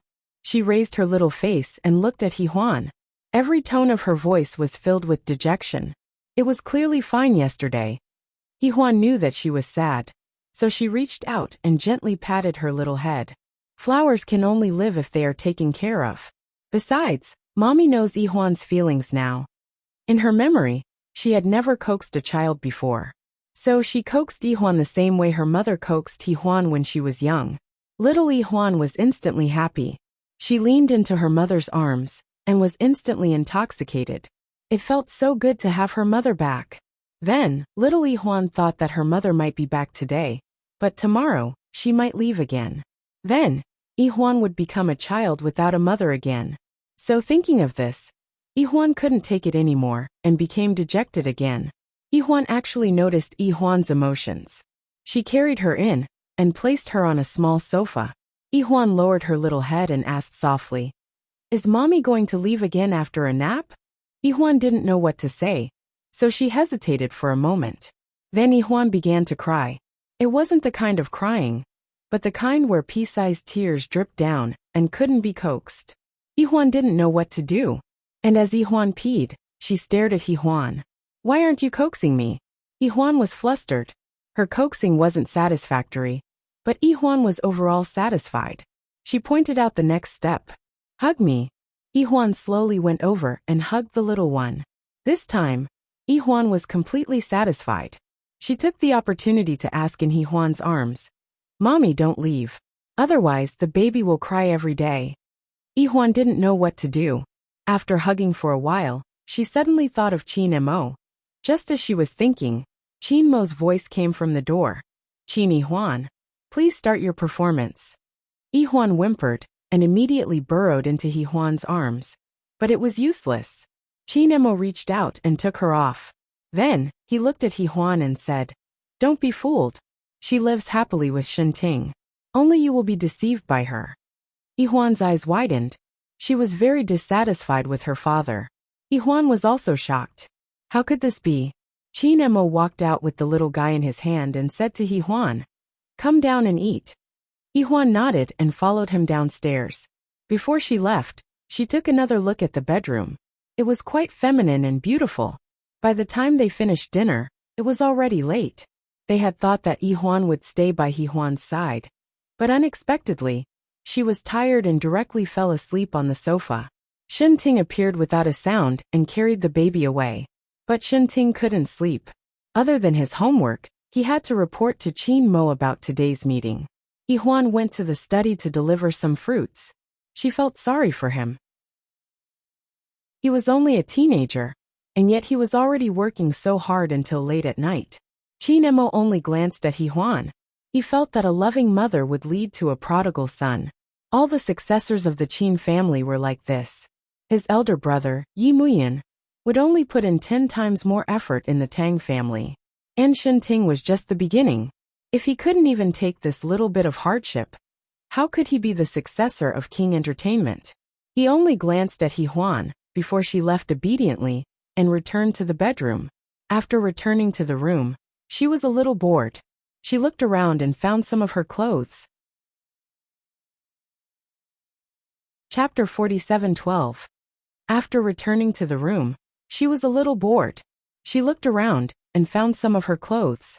Judging from the texture and style of the clothes, they were definitely not worn by an 18-year-old girl. Yihuan touched the fabric and sighed in her heart. It was really 2019 now. Because she had slept a lot during the day, she looked around casually and wasn't sleepy at all. As she looked around, she accidentally opened the bedside table, and her eyes stopped. It was a medical record, and the name was Yihuan's. She also recognized the doctor's handwriting. It was Qin Chun, and the date was a few months ago. Yihuan flipped through the pages until she reached the end. She saw a few words. Accidental miscarriage. Her eyes froze for a long time, and she couldn't move them away. Qin Mo opened the door and saw Yihuan sitting by the bed with a medical record in her hand. He understood everything at once. He walked over slowly and squatted beside her without saying a word. Yihuan glanced at him and closed the medical record. Her voice was as soft as a kitten. "Qin Mo, how did I have a miscarriage?" Qin Mo took the medical record from her hand and said softly, "It's my fault." Yihuan was still staring at his face. Qin Mo placed his palm on her face and whispered after a while, "We quarreled at that time. I didn't notice that you were pregnant, and neither did you. So we didn't keep the child." His voice was hoarse when he said that. In fact, that incident not only hurt He Huan, but it also hurt Qin Mo. He couldn't let it go. At this moment, the wound in his heart was opened. It was hers and his. He Huan's gaze fell into his eyes. After a long time, she stretched out her fingers and gently placed them on the back of his hand. Her voice was hoarse. Qin Mo, do we quarrel and be unhappy? Her voice was a little fragile. She was probably used to his kindness, so when he said that they quarreled and lost their child, she always felt that it was a little unreal. These days, she was so doted on that she almost forgot about Rongyu, and also forgot that they might have hurt each other. She was already a child spoiled by candy. Qin Mo sat on the carpet and pulled her into his arms. He cupped her chin and rested his head on the top of her head. We are an ordinary married couple. Of course we will quarrel. In fact, the beginning of our marriage was... Qin Mo paused for a while before he slowly said, Rongyu became a vegetable 8 years ago. He Huan's eyes widened. So you're threatening me to marry you? Threaten? Qin Mo's voice was low. You were the one who begged me. Is there a difference? He Huan's eyes widened. Qin Mo, you're really shameless. He just smiled. If he was shameless, He Huan's surname wouldn't be Qin anymore. He sighed. Let bygones be bygones. Don't think about it, okay? He Huan didn't say anything. She rested her head on his shoulder and couldn't help but ask, Qin Mo, why did we fight? After pausing for a moment, she hesitantly asked, do you have another woman outside? This time, Qin Mo gave her a look. What are you thinking about? You're talking nonsense all day long. He Huan lay up and looked at the ceiling. But I don't understand. How could we quarrel until we had a miscarriage? That child is... Qin Mo's voice was a little hoarse. The child is too young. We don't know the gender yet. He turned over and held her in his arms. He kissed her forehead. Okay, don't think about it anymore, okay? Chapter 47:13. He Huan lowered her gaze. She agreed. But she didn't sleep well that night, and kept waking up in the middle of the night. After she woke up, she couldn't fall back asleep. Qin Mo woke up too, and he chose to stay with her. Knowing that she couldn't sleep, he carried her to the living room, and wrapped her in a blanket to watch TV. Eventually He Huan cried. She had lost her memory. She couldn't remember the existence of that child, but she still cried. Qin Mo felt terrible as well. He comforted her gently for a long time, but she still cried. In the end, he stopped watching TV, and carried He Huan back to the bedroom. Every step was heavy as he carried her, and he kicked the door open. He Huan seemed to sense something. She looked up, her eyes filled with panic. Qin Mo was firm. He kissed her forehead and said hoarsely, don't be afraid. Harmony. When He Huan woke up in the morning, Qin Mo was no longer in bed. She lay on her side, one hand on her head, and the other on Qin Mo's pillow. She gently stroked the pillow with an indescribable feeling. Qin Mo finished making breakfast. When he opened the door, he saw He Huan's anxious expression. He smiled and sat on the bed. He reached out and pinched her face. Do you want to get up? He Huan shook her head. She moved her head beside his legs, looking especially obedient. Qin Mo saw that it was still early. He didn't mind being intimate with his little wife for a while. He didn't know if it was because she couldn't remember at all. But Qin Mo had a different feeling. Only the person involved could understand this feeling. He stroked her hair gently. He heard He Huan's soft voice. Qin Mo, I want to stay here. Or should we bring Enchanting and He Huan to the condominium? Her voice was very soft. I don't remember, but I'm He Huan's mother. Losing my memory isn't an excuse to avoid responsibility, right? Qin Mo couldn't help laughing. He pinched her nose with his fingers and said, Since when are you so concerned about the overall situation? I'm not used to it. He Huan was furious. Qin Mo. He thought about it seriously and said, You're not doing anything right now anyway. What do you mean by not doing anything right? He Huan was unhappy. My 3 billion box office movie hasn't been stopped yet. Qin Mo laughed. That's right, director He. It's only been half a month since you lost your memory. He glanced behind her, and He Huan immediately understood. She blushed and buried her face in his chest, acting like a spoiled child. Qin Mo's heart softened. He lowered his head and whispered in her ear. Actually, we should stay alone for a week. How could Huan not understand? She didn't want to come out and just hugged him. Chinemo couldn't tell what he was feeling. However, the children were going to wake up soon. It wasn't convenient to say something, because Huan could rush in at any time. He thought for a while and whispered, "Let's stay here. Enchanting doesn't have a special room in the condominium." Huan didn't expect him to agree so quickly. She was stunned for a moment. Chinemo smiled and pinched her face. "Get up. I'll call Huan." "Oh yes, we're going to send the children to school today." Huan snorted. "You finally found your conscience." Chinemo, who was already holding the door handle, turned it around and said in amusement, "Who is this for?" "Huan, tell me yourself." Chapter 47:14. Huan didn't say anything after hearing his question. Chinemo smiled and didn't force her. He left immediately. Huan hugged the quilt and spaced out for a while. She couldn't help but feel sad when she thought of that child. But when she thought of Huan, she cheered up a lot. After all, only what was in her hands was real. Huan thought about it and got out of bed to brush her teeth and wash her face. When she got downstairs, the two children were already sitting at the dining table. Little Huan was especially high-spirited today, because her father just said that he and her mother were going to live here. She was so happy that she screamed. Chinemo sat at the head of the table, with an English morning newspaper in his hand. He read it calmly while drinking black coffee. Huan sat in her seat. Enchanting greeted her, and she said good morning. Enchanting felt like an old friend at first sight, and didn't need time to get to know her. Needless to say, Huan was a direct follower and clingy, so there was no separation. Everyone's breakfast was different. It was Chinmo's intention. Huan drank her milk and ate her breakfast. She couldn't help but feel a little warm in her heart. She thought of last night and blushed a little. She didn't dare to look at Chinemo. Just then, Chinemo flipped through the newspaper and looked over. Huan's little heart suddenly thumped, and she looked a little embarrassed. So Chinemo chuckled and said, "We're an old couple, Mrs. Chin." Huan glared at him fiercely. He was too hateful. One of the two children pretended not to understand, and his young and handsome face was a little red. The other was too young, and didn't understand at all. He only knew to look at Enchanting's face and cry out, "Brother, why is your face red?" Enchanting was very embarrassed. "You're wrong," Huan said very cleverly. "I'm not wrong.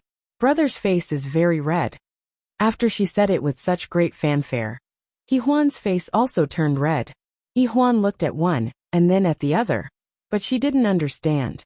Really, it was so strange. Breakfast made Huan want to hide in a hole. It was all Chinmo's fault. So she kicked him hard under the table as revenge. Chinemo glanced at her, and then smiled lightly. He was somewhat pleased with himself. Huan was furious. He regretted his weakness last night, but there was nothing he could do about it. After breakfast, Chinemo drove the children. After breakfast, Chinemo personally drove the children to school. After sending the children, Huan followed him to work. He now took her everywhere he went, just like a small piece of luggage. When they arrived at King Entertainment, Huan had a cup of tea at Secretary He's place. Just as she was about to leave, one of Chinmo's secretaries saw the hot search on Weibo and exclaimed, "Oh my god, AI Jiao was arrested." Secretary He frowned, and was about to stop him when Huan asked, "Who is AI Jia?" Second secretary received Secretary He's warning glare, and realized what was going on. But there was no other way. He braced himself and said, "A popular female celebrity. She's now involved in many crimes, so she's been arrested. Rumor has it that if she's sentenced to at least 10 years, she'll be ruined. But she's pretty much ruined already." Huan looked at the second secretary, not understanding why she was so nervous. After Huan walked out, Secretary He lectured the second secretary. "If anything happens, just wait for President Chin to kick you out personally. Didn't you see how much President Chin treasures you now?" Chapter 47:15. After Huan left, she closed the door. She found it strange that the second secretary's attitude was so strange. But she couldn't ask further. She felt that AI Jia was a taboo in King Entertainment, and this taboo might have something to do with her. Her heart suddenly skipped a beat as she thought of the medical records from last night. She had fought with Qin Mo, the child she had lost. Hence, she had been restless the entire morning. She opened her laptop and searched for AI Jia. She was a very beautiful woman, especially her pair of eyes, which were very charming, but also not ordinary. Yihuan closed her laptop. She didn't know why she felt flustered, but she couldn't put her finger on it. In the end, she decided to go for a walk. She didn't dare to go out. She couldn't go out. So she just wandered around King Entertainment. When she reached the 23rd floor, Yihuan met someone she knew, someone she had known since they were young. Su Ilio. She was also a beautiful woman. They had grown up together, and the Su and Qin families were close. Yihuan looked at her, and she looked back at her. After a while, Su Ilio said calmly, Yihuan Yuwen. I've been frozen, and AI Jia has been arrested. What awaits her is a prison sentence. Qin Mo did all of this to make her smile. Yihuan looked at Su Ilio quietly. She didn't tell her that she had lost her memory, because she had heard too many keywords. Su Ilio paused, then continued. But I didn't expect the arrogant Yihuan to choose to forgive me after the miscarriage. After all, Qin Mo really wanted to be with me, and even Auntie Qin agreed. Yihuan, I remember that you were very aloof. You went abroad for so many years because of AI Jia. But now you don't mind at all. Maybe there really is a story between her and Qin Mo.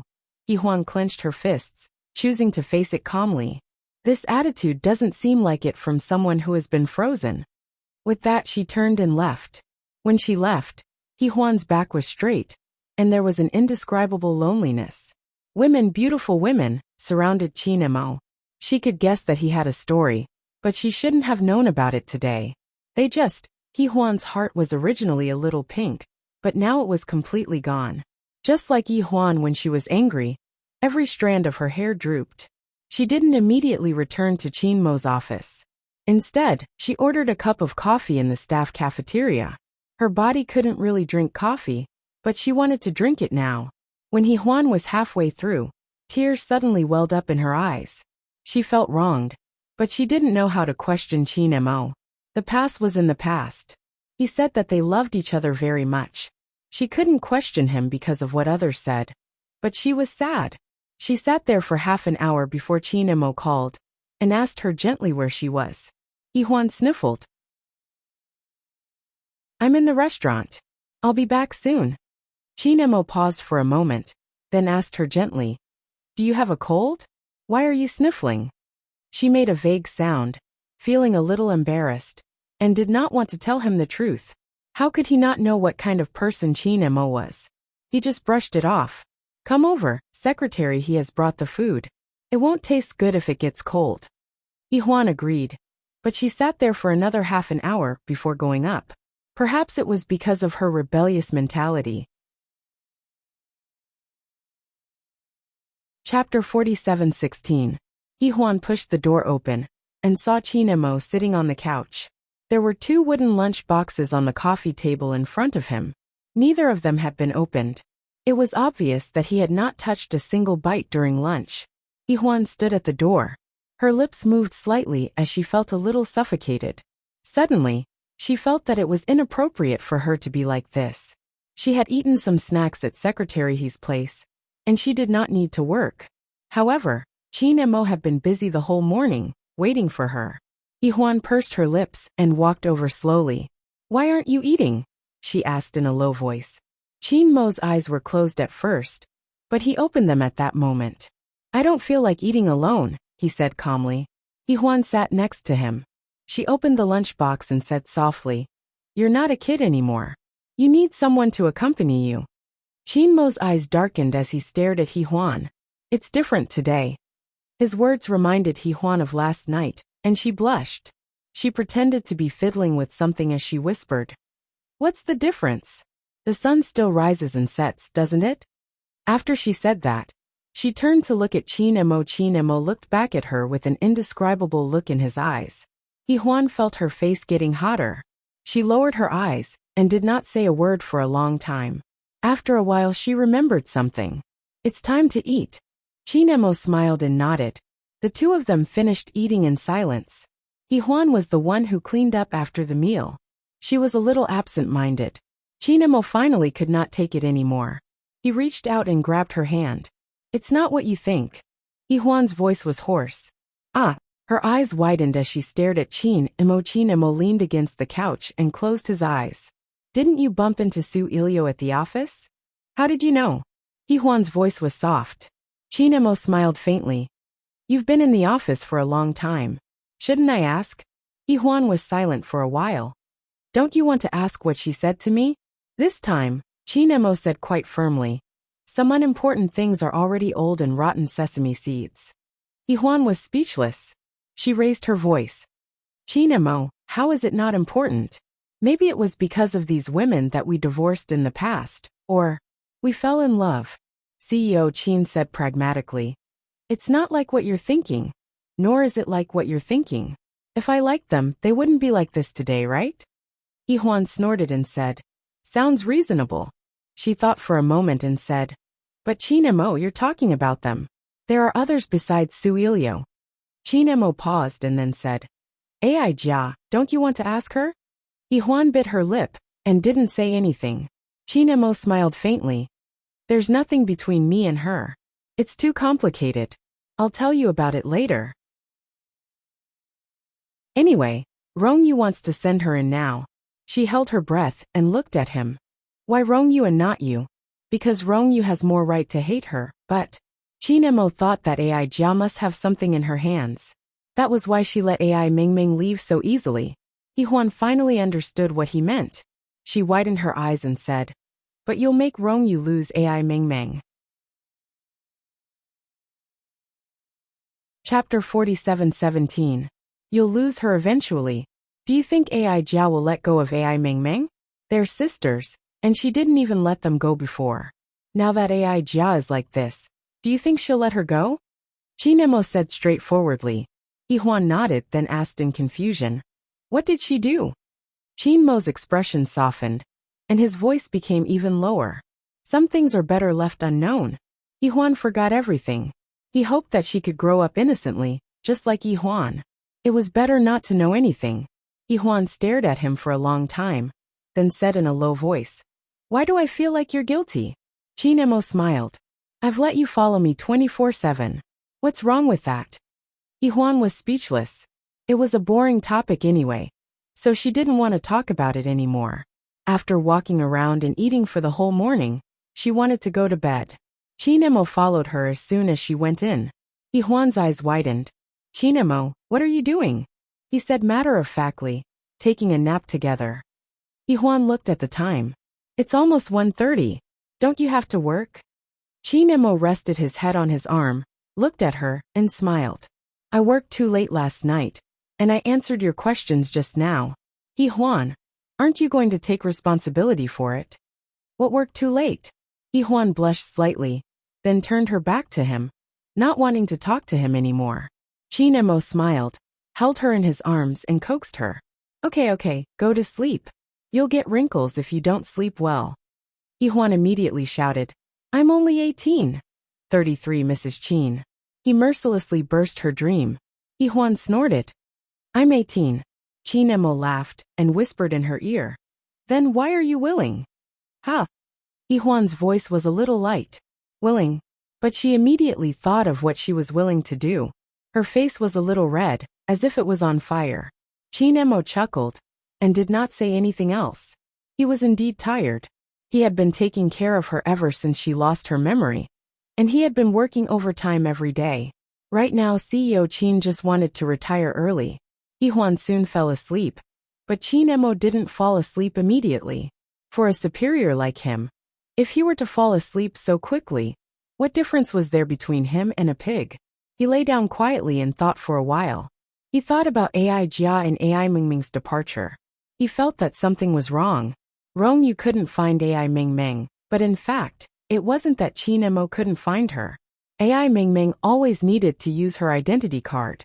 At some point, Chinemo suddenly stood up and walked to the desk outside. He pressed the internal line and said, Help me check AI Mingming's whereabouts at all costs. Secretary he found the most famous hacker in the industry and found AI Mingming's whereabouts in less than an hour. It turned out that she had not left B City and had chosen to hide in a small hotel in the outskirts of B City.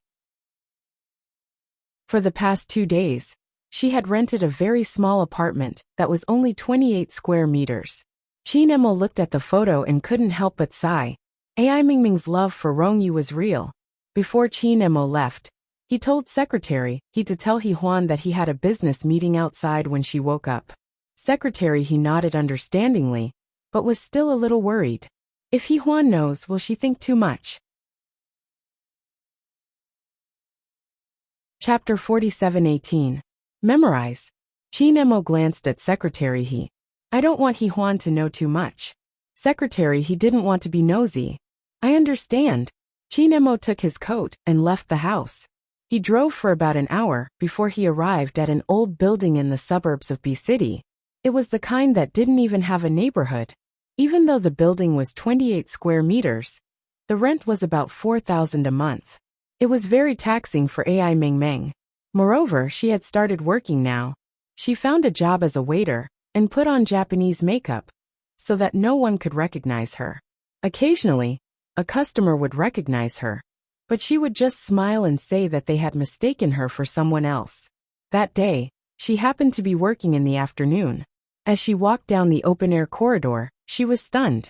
Qin Mo's car was parked downstairs with the window open. He sat in the car and smoked quietly, obviously waiting for her. AI Mingming slowed down but still walked over. Qin Emo put out his cigarette and looked at AI Mingming. Get in. Secretary he has applied for leave on your behalf. Let's find a place to have a cup of coffee. AI Mingming was uneasy. She had known Qin Emo for a long time.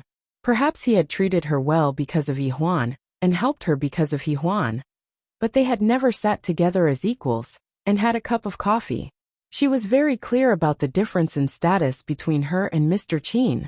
Just as she was hesitating, Qin Emo had already opened the car door for her and said again, Get in. AI Mingming nodded and got into the car. Qin Emo immediately started the car. AI Mingming sat beside him, still feeling uneasy. After driving for about 10 minutes, they arrived at a nice coffee shop. AI Mingming thought that this was probably the best in the area. With Qin Mo's status, he naturally wouldn't choose a bad place. His secretary would take care of these things. AI Mingming got out of the car and looked up at the coffee shop. It was much better than the one she worked in. They walked in together. When the waiters saw Qin Mo, they all greeted him as Mr. Qin. When they saw AI Mingming, they froze for a moment before calling him manager. AI Mingming was shocked. Qin Mo asked her to sit down and talk. After sitting down, they each ordered a cup of coffee. AI Mingming took a small sip before saying softly, Mr. Qin, I can't accept this.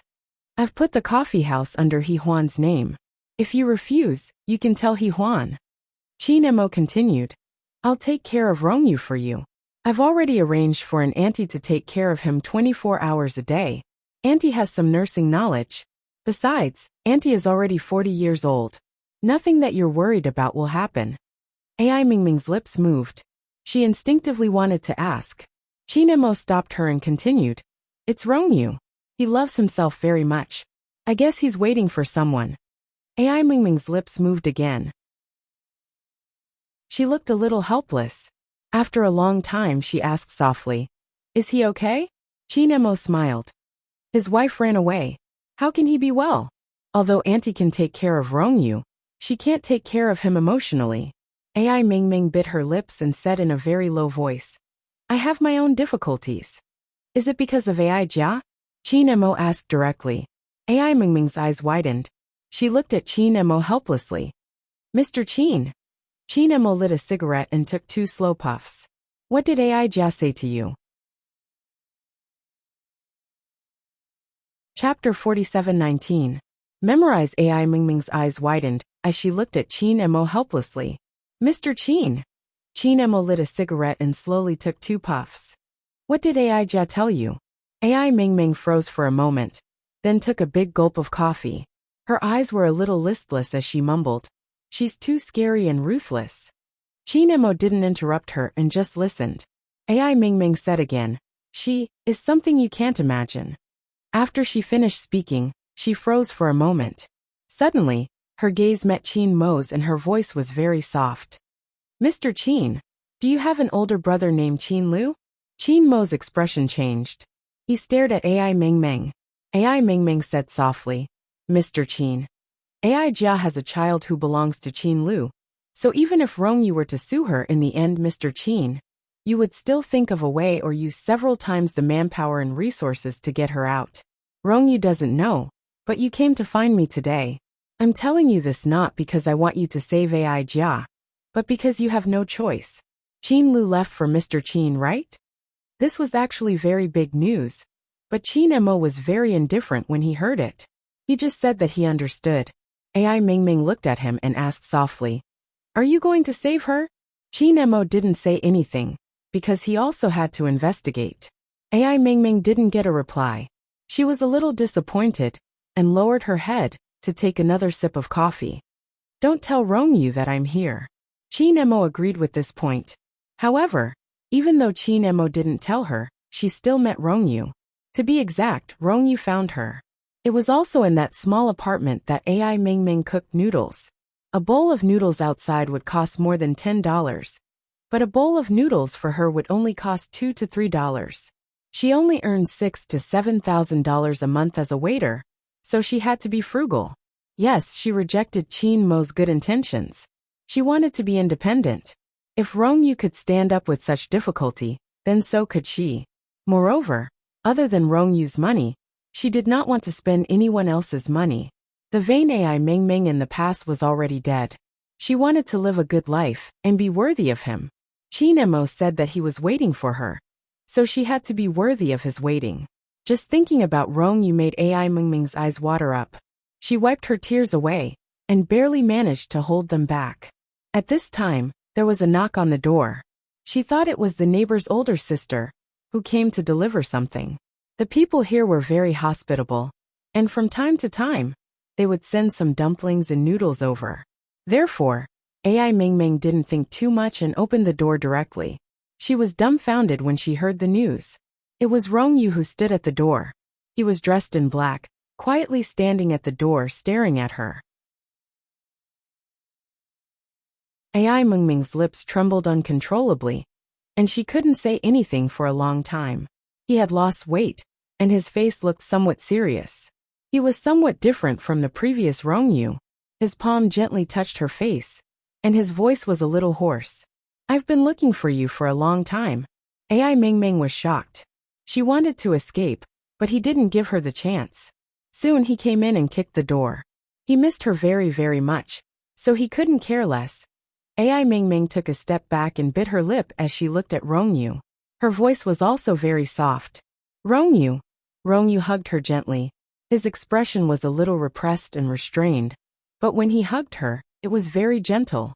It was so gentle that AI Mingming almost cried. Chapter 47:20. Updated quickly. When she was hugged, when she was in his arms, all her perseverance seemed to have collapsed and turned into a hug in the night. Reuniting after a long time was naturally different. Late at night, AI Mingming leaned on Rongyu's shoulder and said in a low voice, "How did you find me?" Rongyu's voice was very soft. "I followed President Qin here."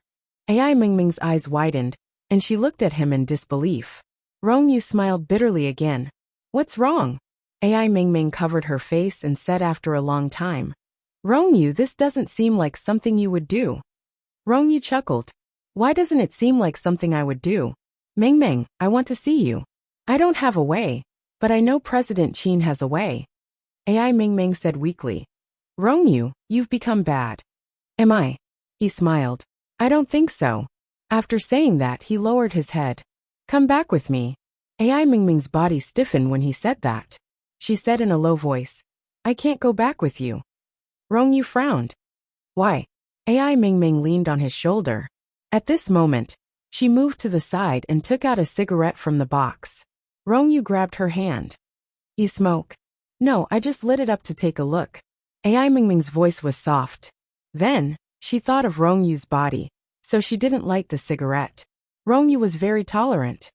It's okay to smoke one or two when you're really annoyed. Just don't get addicted. AI Mingming nodded and couldn't help but ask, "You don't mind?"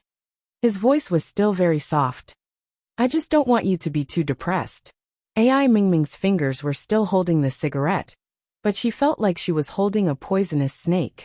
He said he would allow her to smoke one or two, but AI Mingming felt that it wasn't good at all.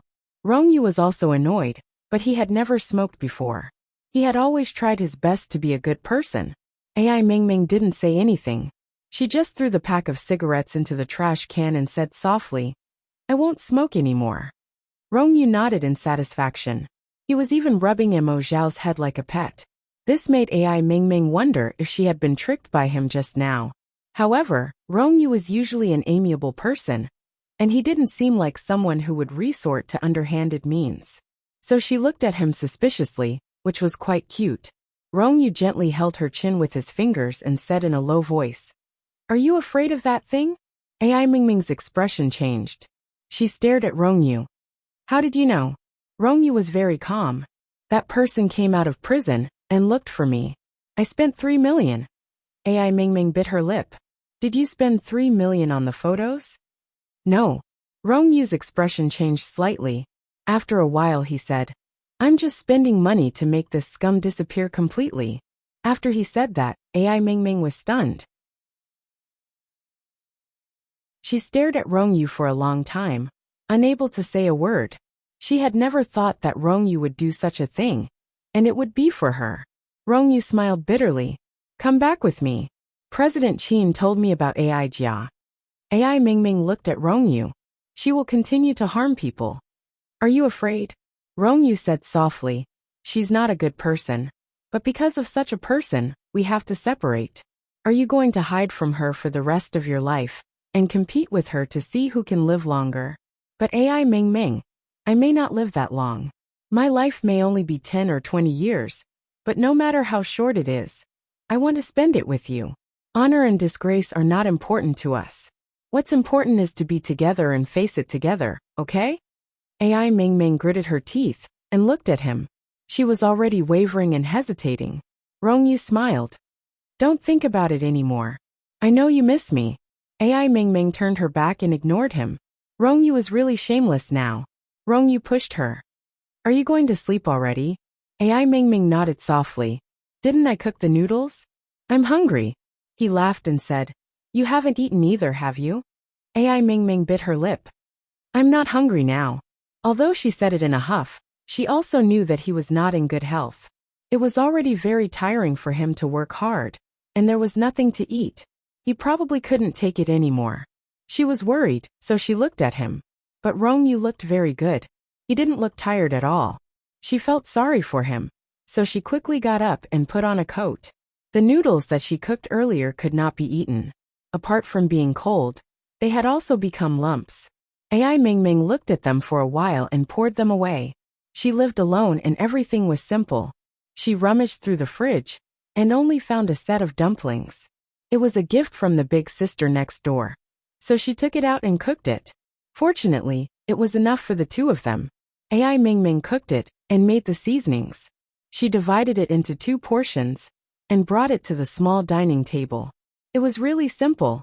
The two of them looked very uncomfortable sitting there. AI Mingming was a little uneasy. "Rongyu, make do with it. Why don't you go home and sleep after eating? There's no heating here. I'm afraid you won't be used to it." Rongyu held the bowl of dumplings. One look, and he could tell that she did not make it herself.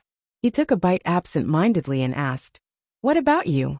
You're not going back with me?"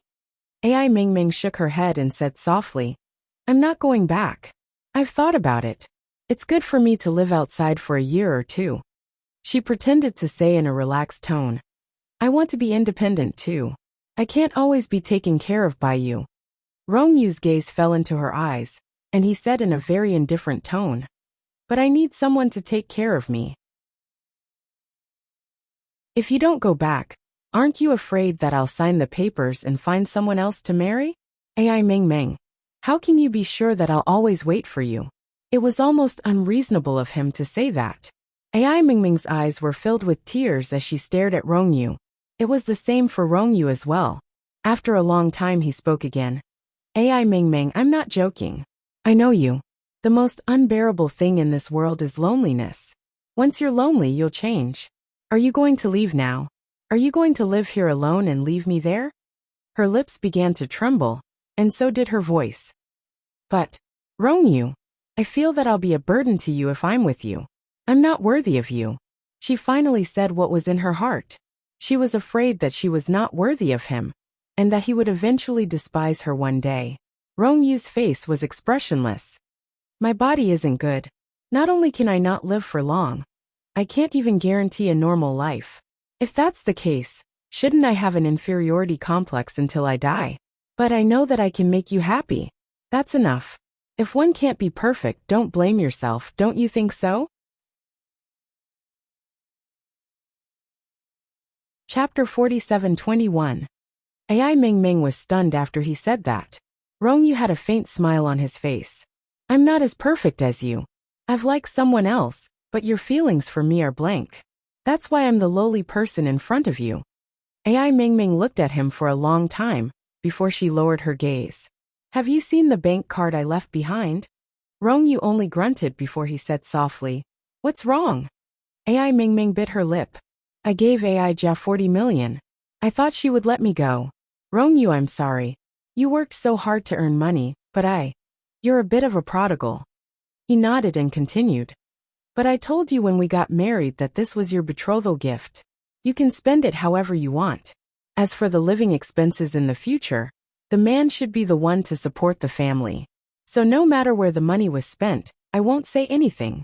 A man shouldn't blame his wife, right? Besides, you gave me the money because you wanted to be with me. If I blame you, I'll be too petty. AI Mingming was a little confused. After a long time, she said slowly, You knew. Rongyu grunted. Yes, I knew. Then why did you deal with AI Jia? AI Mingming asked anxiously. Rongyu reached out and stroked her hair. Of course, because she hurt you. Even if she might be released now, I'm your husband. I'll protect you in the past and in the future. AI Mingming couldn't say a word. She could only stare at him, her lips moving slightly. Rongyu looked at her with a smile, looking especially gentle. AI Mingming finally said, Rongyu, His voice was especially gentle. I know. As he said that, he picked up 2 dumplings from his bowl and gave them to her. You're eating too little. Eat 2 more. AI Mingming stared at him for a while before lowering her head to eat 2 dumplings. Her cheeks were puffed up. After a while, she said in a low voice, If I don't go back, will you really marry someone else? Rongyu smiled and pinched her face with his slender fingers. I thought you didn't care. AI Mingming didn't say anything.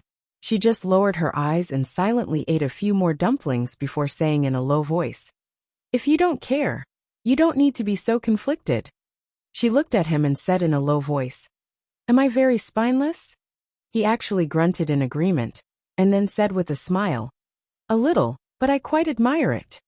AI Mingming looked at him again, and did not say anything else. Rongyu knew that she was thin-skinned, so he did not say anything more, and finished the dumplings with her.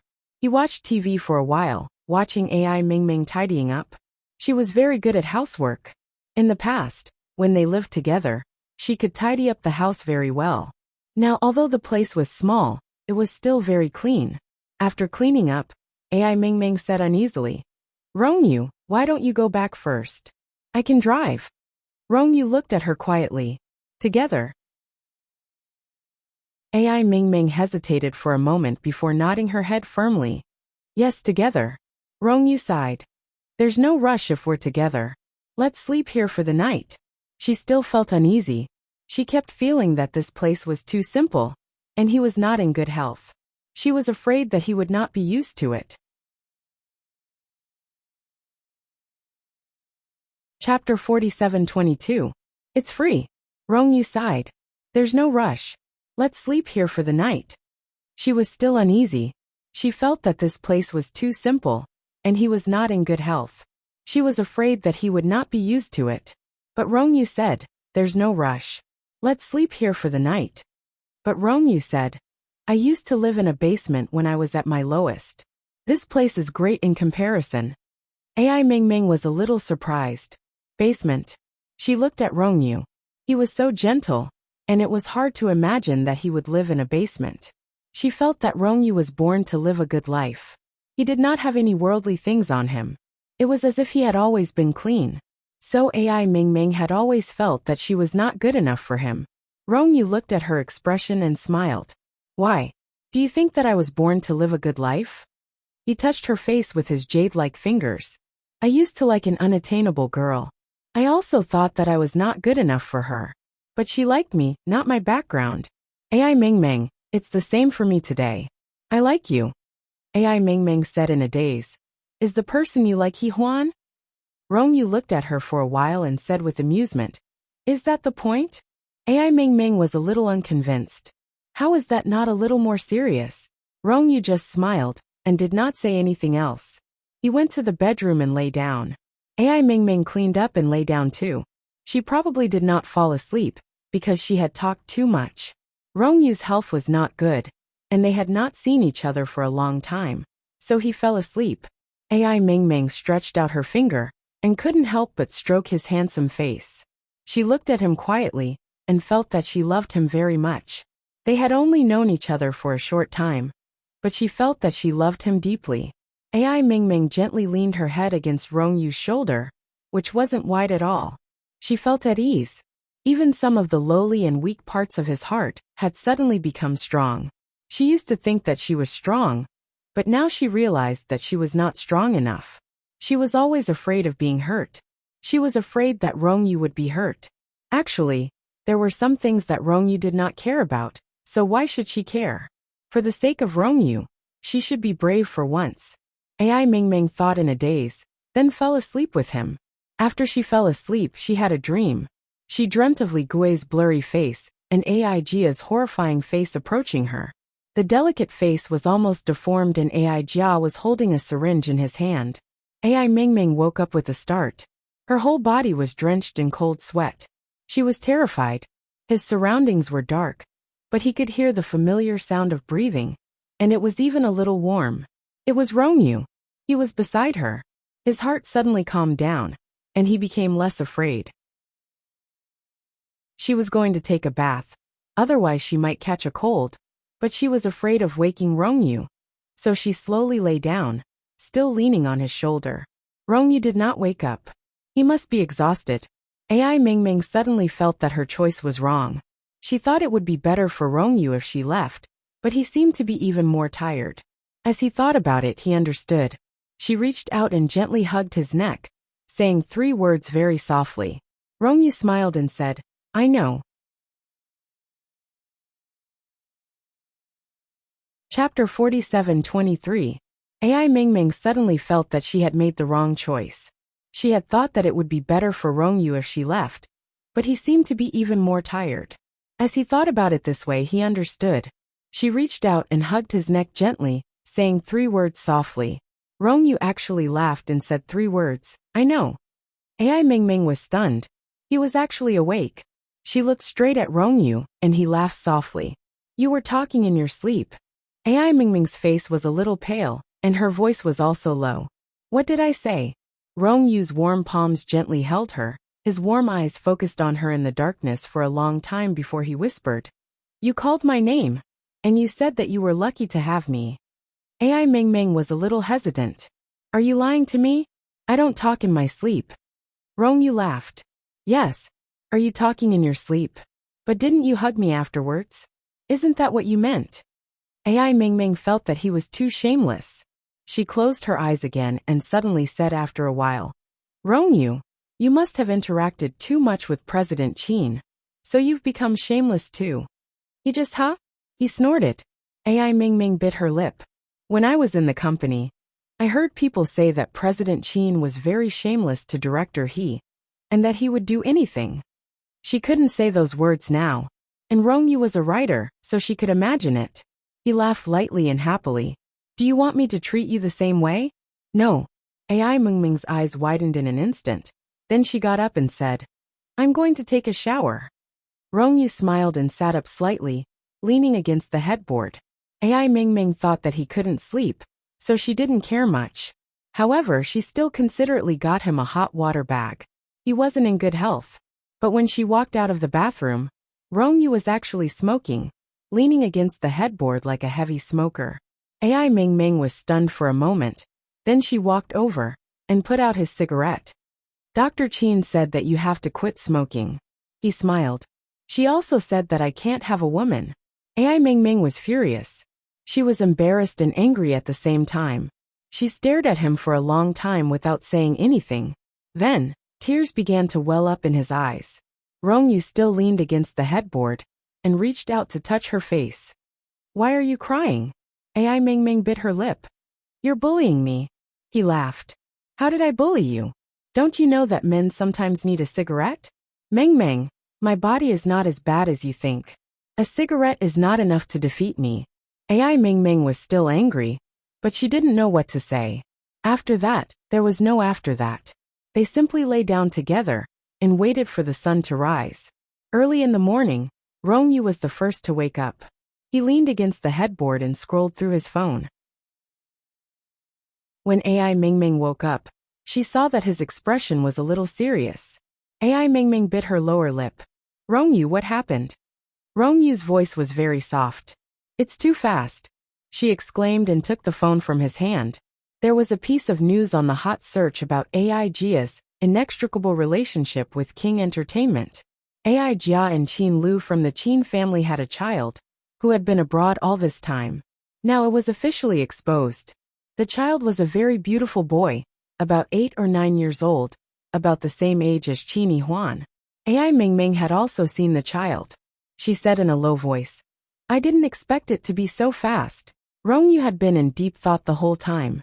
At this moment he suddenly said, she will be out in 2 days at the latest.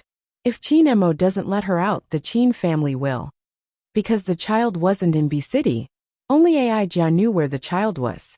And to put it bluntly, the child needed a mother. AI Ming Ming lowered her eyes. After a long time, she said in a low voice, she's really amazing. Rongyu, we're not her match. She's already prepared. She doesn't even care if she goes in. Because that child is the lifeline of the Qin family and Qin Mo Qin Lu died for Qin Mo facing such a child. Qin Mo can't overcome his own hurdle. Rongyu gently pulled her into his arms. He could feel her trembling body.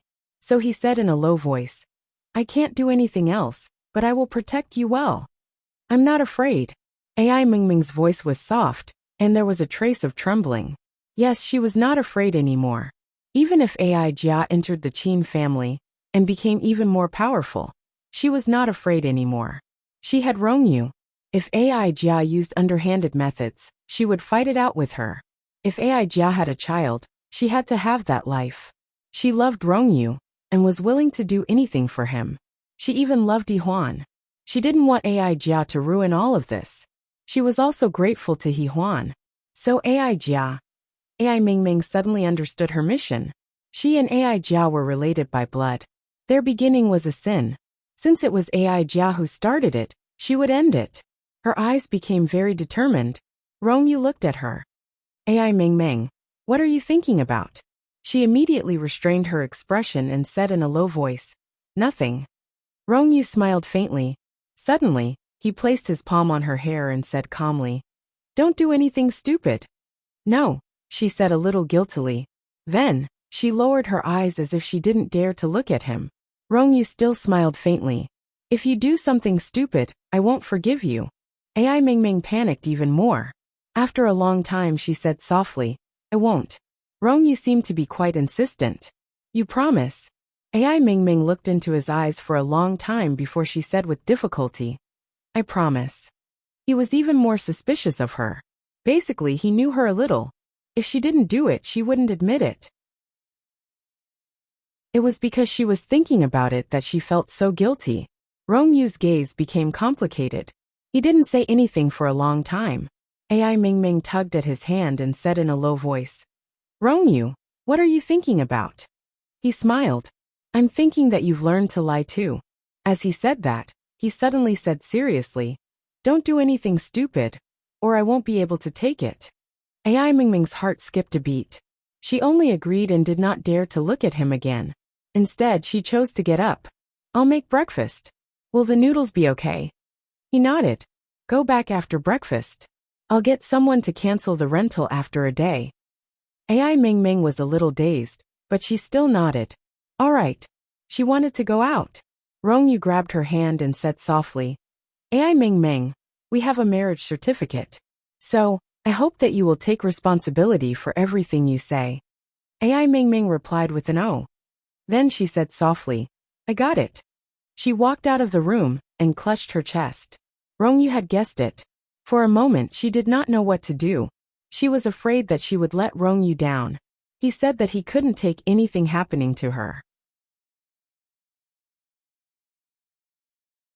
Chapter 47-24. Rongyu did not say much, merely looking at AI Ming Ming. AI Ming Ming lowered her head guiltily and left the apartment after breakfast. She packed up simply and did not have many things. When she left, she could not bear to leave. After all, this was where she had lived for half a month. Although it was a short time, it was also proof of her self-reliance. Rongyu waited patiently for her, his voice soft. You can't bear to? AI Ming Ming nodded and looked at him. I can't bear to. Suddenly, she hugged his arm and leaned over, her voice soft. Rongyu, sometimes I think that I'd rather you not earn so much money. I just want you to be well. Even if I have to work hard every day, I'd still be happy to earn a few thousand yuan a month and live in a house that's only a few square meters. She raised her head and said softly, I'm willing to use everything we have in exchange for you. In exchange for him, he could live a little longer. Rongyu lowered his head and looked at her tenderly. His heart was filled with tenderness. How could he not know that she was silly? In the past, he knew her and only thought that she was a pretty girl. He had seen her on the set and felt that she was actually a smart girl with good acting skills. However, it was a pity that she focused too much on her appearance. After one night, she said that she wanted him to take responsibility. Even though he knew that nothing had happened, he still agreed to it. At that time, he probably did not have feelings for her yet. It was probably because he was a little lonely. Rongyu had to admit that he was lonely as well. In his loneliness, he would mingle with her, eat with her, or listen to a concert together. Slowly, he realized that AI Ming Ming was actually a rather simple person. She was materialistic, and such materialistic people were usually rather stupid. She was ambitious, but she worked blindly. AI Ming Ming was such a person. Rongyu had been looking at her calmly, watching as she dug her own grave. There was nothing wrong with breaking up. He felt that since he was her boyfriend, he should give her some compensation so that her life wouldn't be so difficult. But after they became husband and wife, she went missing again. This time, Rongyu couldn't let it go. He wasn't a hot-headed young man who wouldn't do anything to a woman after hugging her. It was only after a long time that he realized he liked her company. But she went away. And it was not till he was sick that she came back. And when he opened his eyes, he saw her sitting by his bed and looking at him with those eyes. Rongyu was sure that she was the person he was waiting for. The person he wanted to spend the rest of his life with. They got married the next day and have been together ever since. Last night, he told her that if she didn't go home, he would find someone else. AI Ming Ming took it seriously. Actually, how could he bear to do that? When he was young, he loved someone. Now he loved his wife. He didn't know how long he could live, but he knew that he couldn't have the energy to love someone anymore. Therefore, AI Ming Ming was the last one. Whether she was good or bad, he would continue to love her. Whether she was here or not, he could only love her.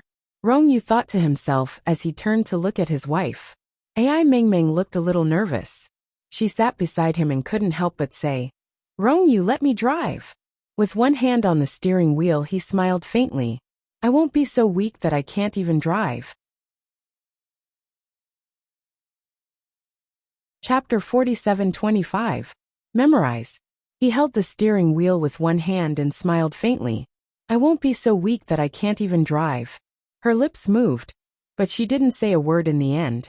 Rongyu smiled faintly and started the car. AI Ming Ming had nothing to do while he was driving. After a while she whispered, AI Jia is out. She's faster than we thought. It was enough to prove how much the Qin family valued this child. Rong Yu's fingers tightened on the steering wheel. The car swayed slightly, but it quickly turned back. He said, "There will be a chance. Aijia's greed would harm her. One day, she would suffer the consequences of her own actions." Rong Yu believed that. Ai Mingming suddenly held his hand and said in a small but firm voice, "I'm not afraid. Rong Yu, I'm not afraid if I go back with you." Rong Yu's voice was unusually calm. "Promise me, don't do anything stupid. Maybe we can compete with Aijia to see who can live longer." The main conflict now was between Qin Mo and Aijia. He and Ai Mingming just needed to wait. Perhaps only Qin Mo could deal with Aijia. Qin Mo had to sort out all the things behind her. Rong Yu wasn't a reckless man. He knew what was important and what was important. Autumn Garden. It was a day of great sorrow and joy for Yi Liangqiu and Qin Anlin.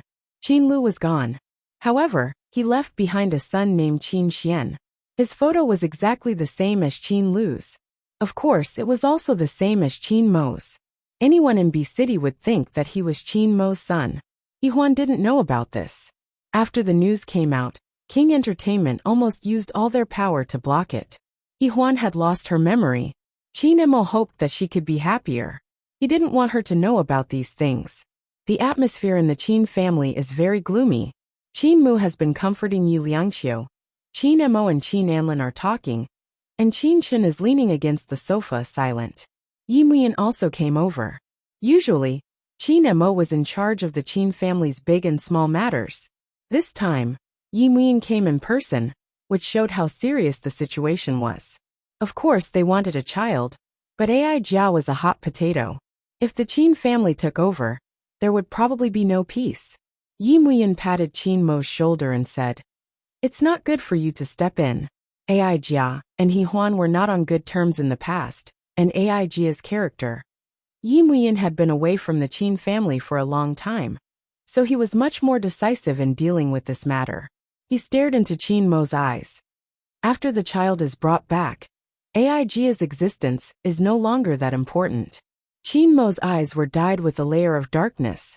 Qin Anlin looked at the women in the family and felt that this topic was too bloody, so he asked his son to go upstairs to talk. Qin Shen followed quietly, and the old man turned back and glared at her.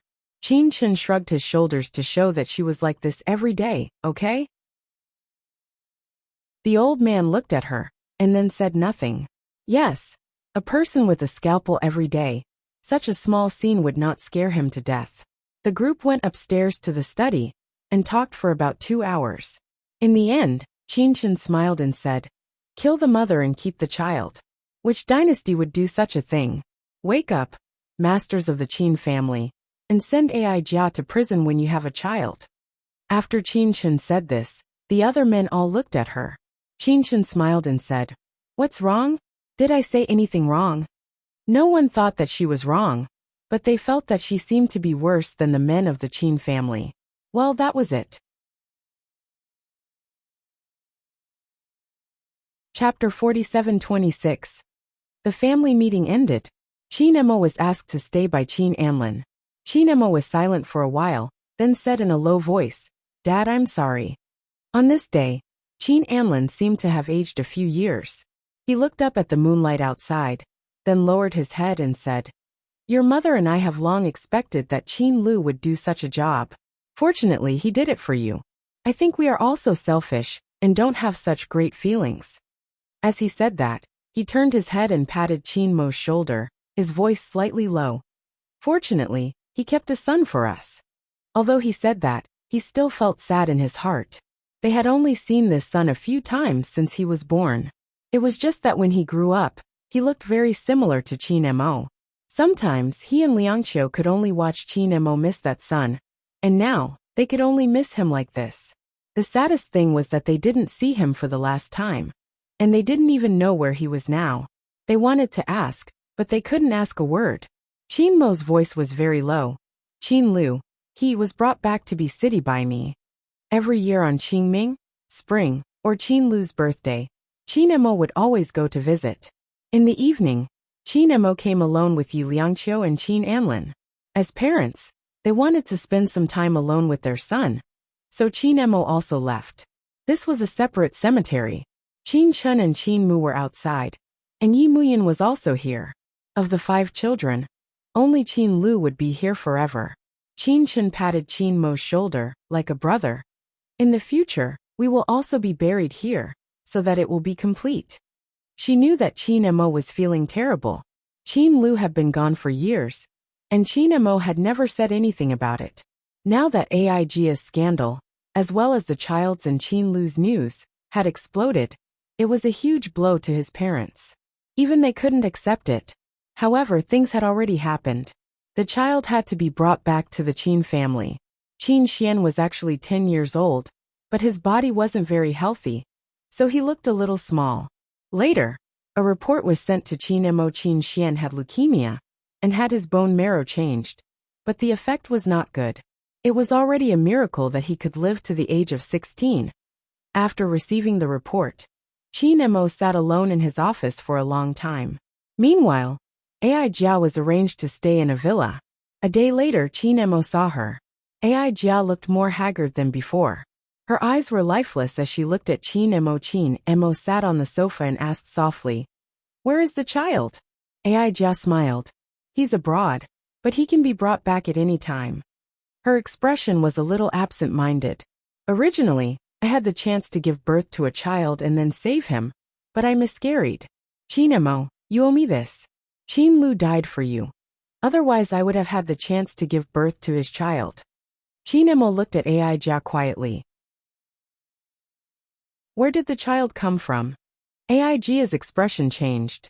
After a long time, she said in a low voice, "I gave birth to him." "You gave birth to him, but it wasn't a natural pregnancy. I've checked. Qin Lu used to donate twice a year, but he only used it twice, and it was designated." Qin Emo stared at Aijia and said very slowly, "You're the person who designated Qin Lu's child. Tell me, are you two lovers, or is it your wishful thinking?" Aijia blurted out, "I like him." Qin Mo's expression and voice were very cold. "What about Qin Lu? Does he like you? Does he know that you like him? Or are you two just strangers, and everything is just your imagination?" Chapter 47-27. After Qin Emo finished speaking, Aijia's face turned ashen. What else did Qin Emo not understand? He knew how outstanding Qin Lu was. It was normal for women to be infatuated and crazy about him.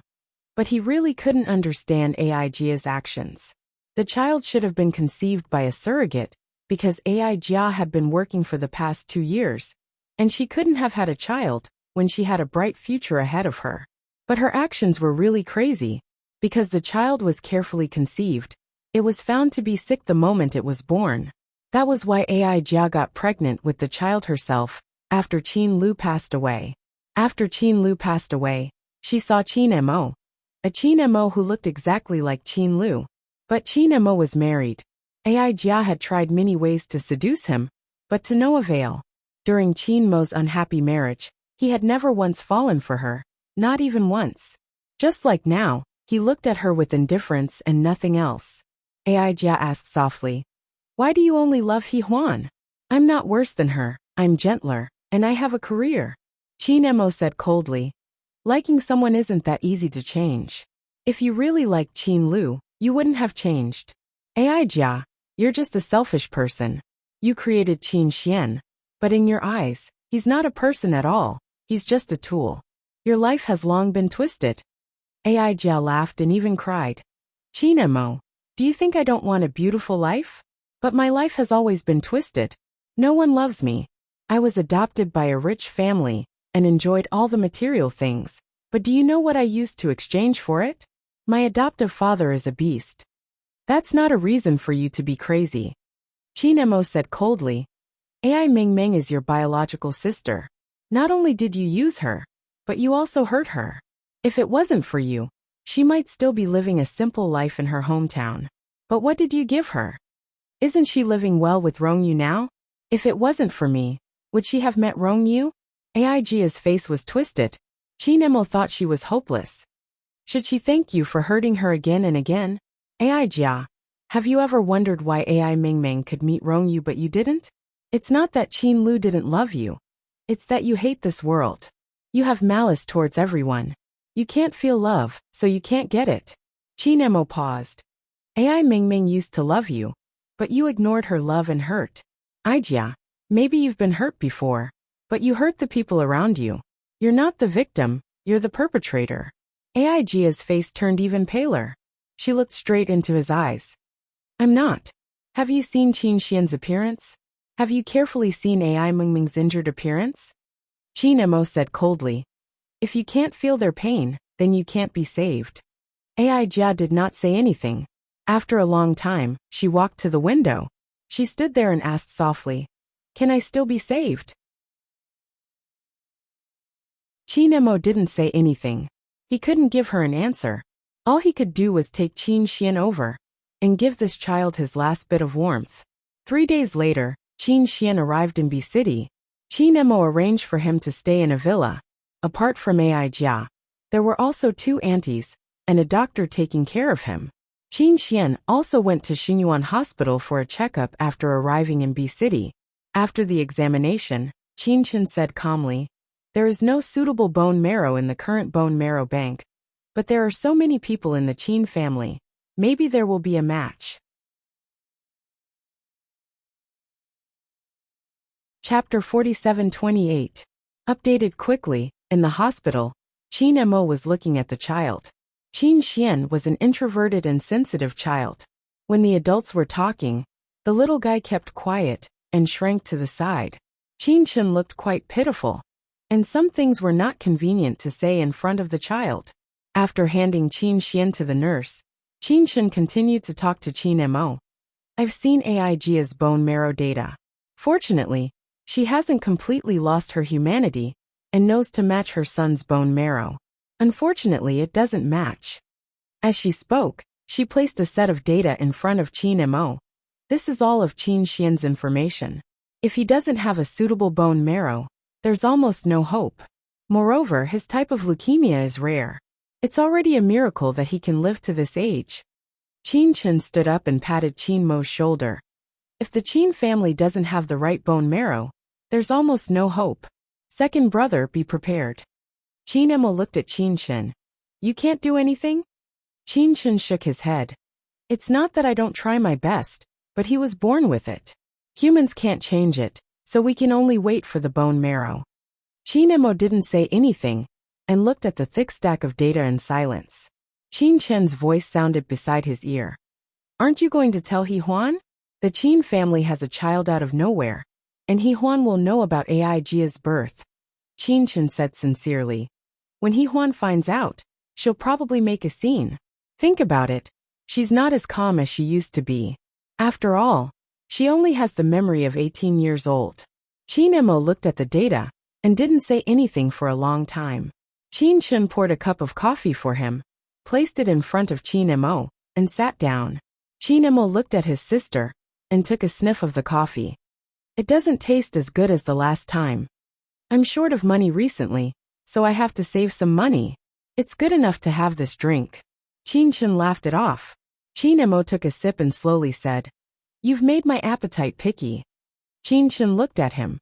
Stop being picky. You've been working overtime in the company and drinking all kinds of coffee. I bet you'll be dead before He Huan regains her memory. At this point, Qin Xian was still dissatisfied. Qin Emo, can't you take care of yourself? Qin Emo looked at his sister and found it a little funny. I'm cultivating now. How could I not love myself? Qin Xian laughed at once. It was rare for her to laugh like this. Then she snorted softly. You're passively cultivating your character, aren't you? At the mention of this, President Qin's expression became indescribably profound. He was probably thinking about what happened a few nights ago, and his expression changed. Qin Xian looked at Qin Emo carefully and concluded, Second brother, you're smiling so lewdly now. Qin Emo put down the cup in his hand and leaned back. He said lazily, Am I? I don't think so. Qin Xian couldn't help but roll his eyes. He knew that his second brother had been holding it in for a long time and had probably gotten his way. However, it was hard on him. They were an old couple, but he still had to pretend to be innocent. Now the clouds had parted, and the moon had come to light. Chin Emo finished his coffee and walked out. Chin Shin chased after him from behind. Second brother. Chin Emo turned around. I've arranged a bone marrow match with my family tomorrow. Don't forget the time, Chin Shin said softly. Chin Emo nodded. He agreed. Chin Shin hugged him. We all like Chin Xian. No matter what AI Jia did, the child is innocent. Moreover, he's Chin Lu's child. If possible, I'll let him live. I'll try my best, Chin Emo. That you're tuning in to the Dreamy Chapters YouTube channel. We're so grateful for your support. And don't forget to subscribe to join us on this incredible journey through captivating stories. Your generosity through donations truly makes a world of difference, as it's the primary source of revenue that allows me to expand and enhance this channel for you. Thank you from the bottom of my heart for being a part of this adventure.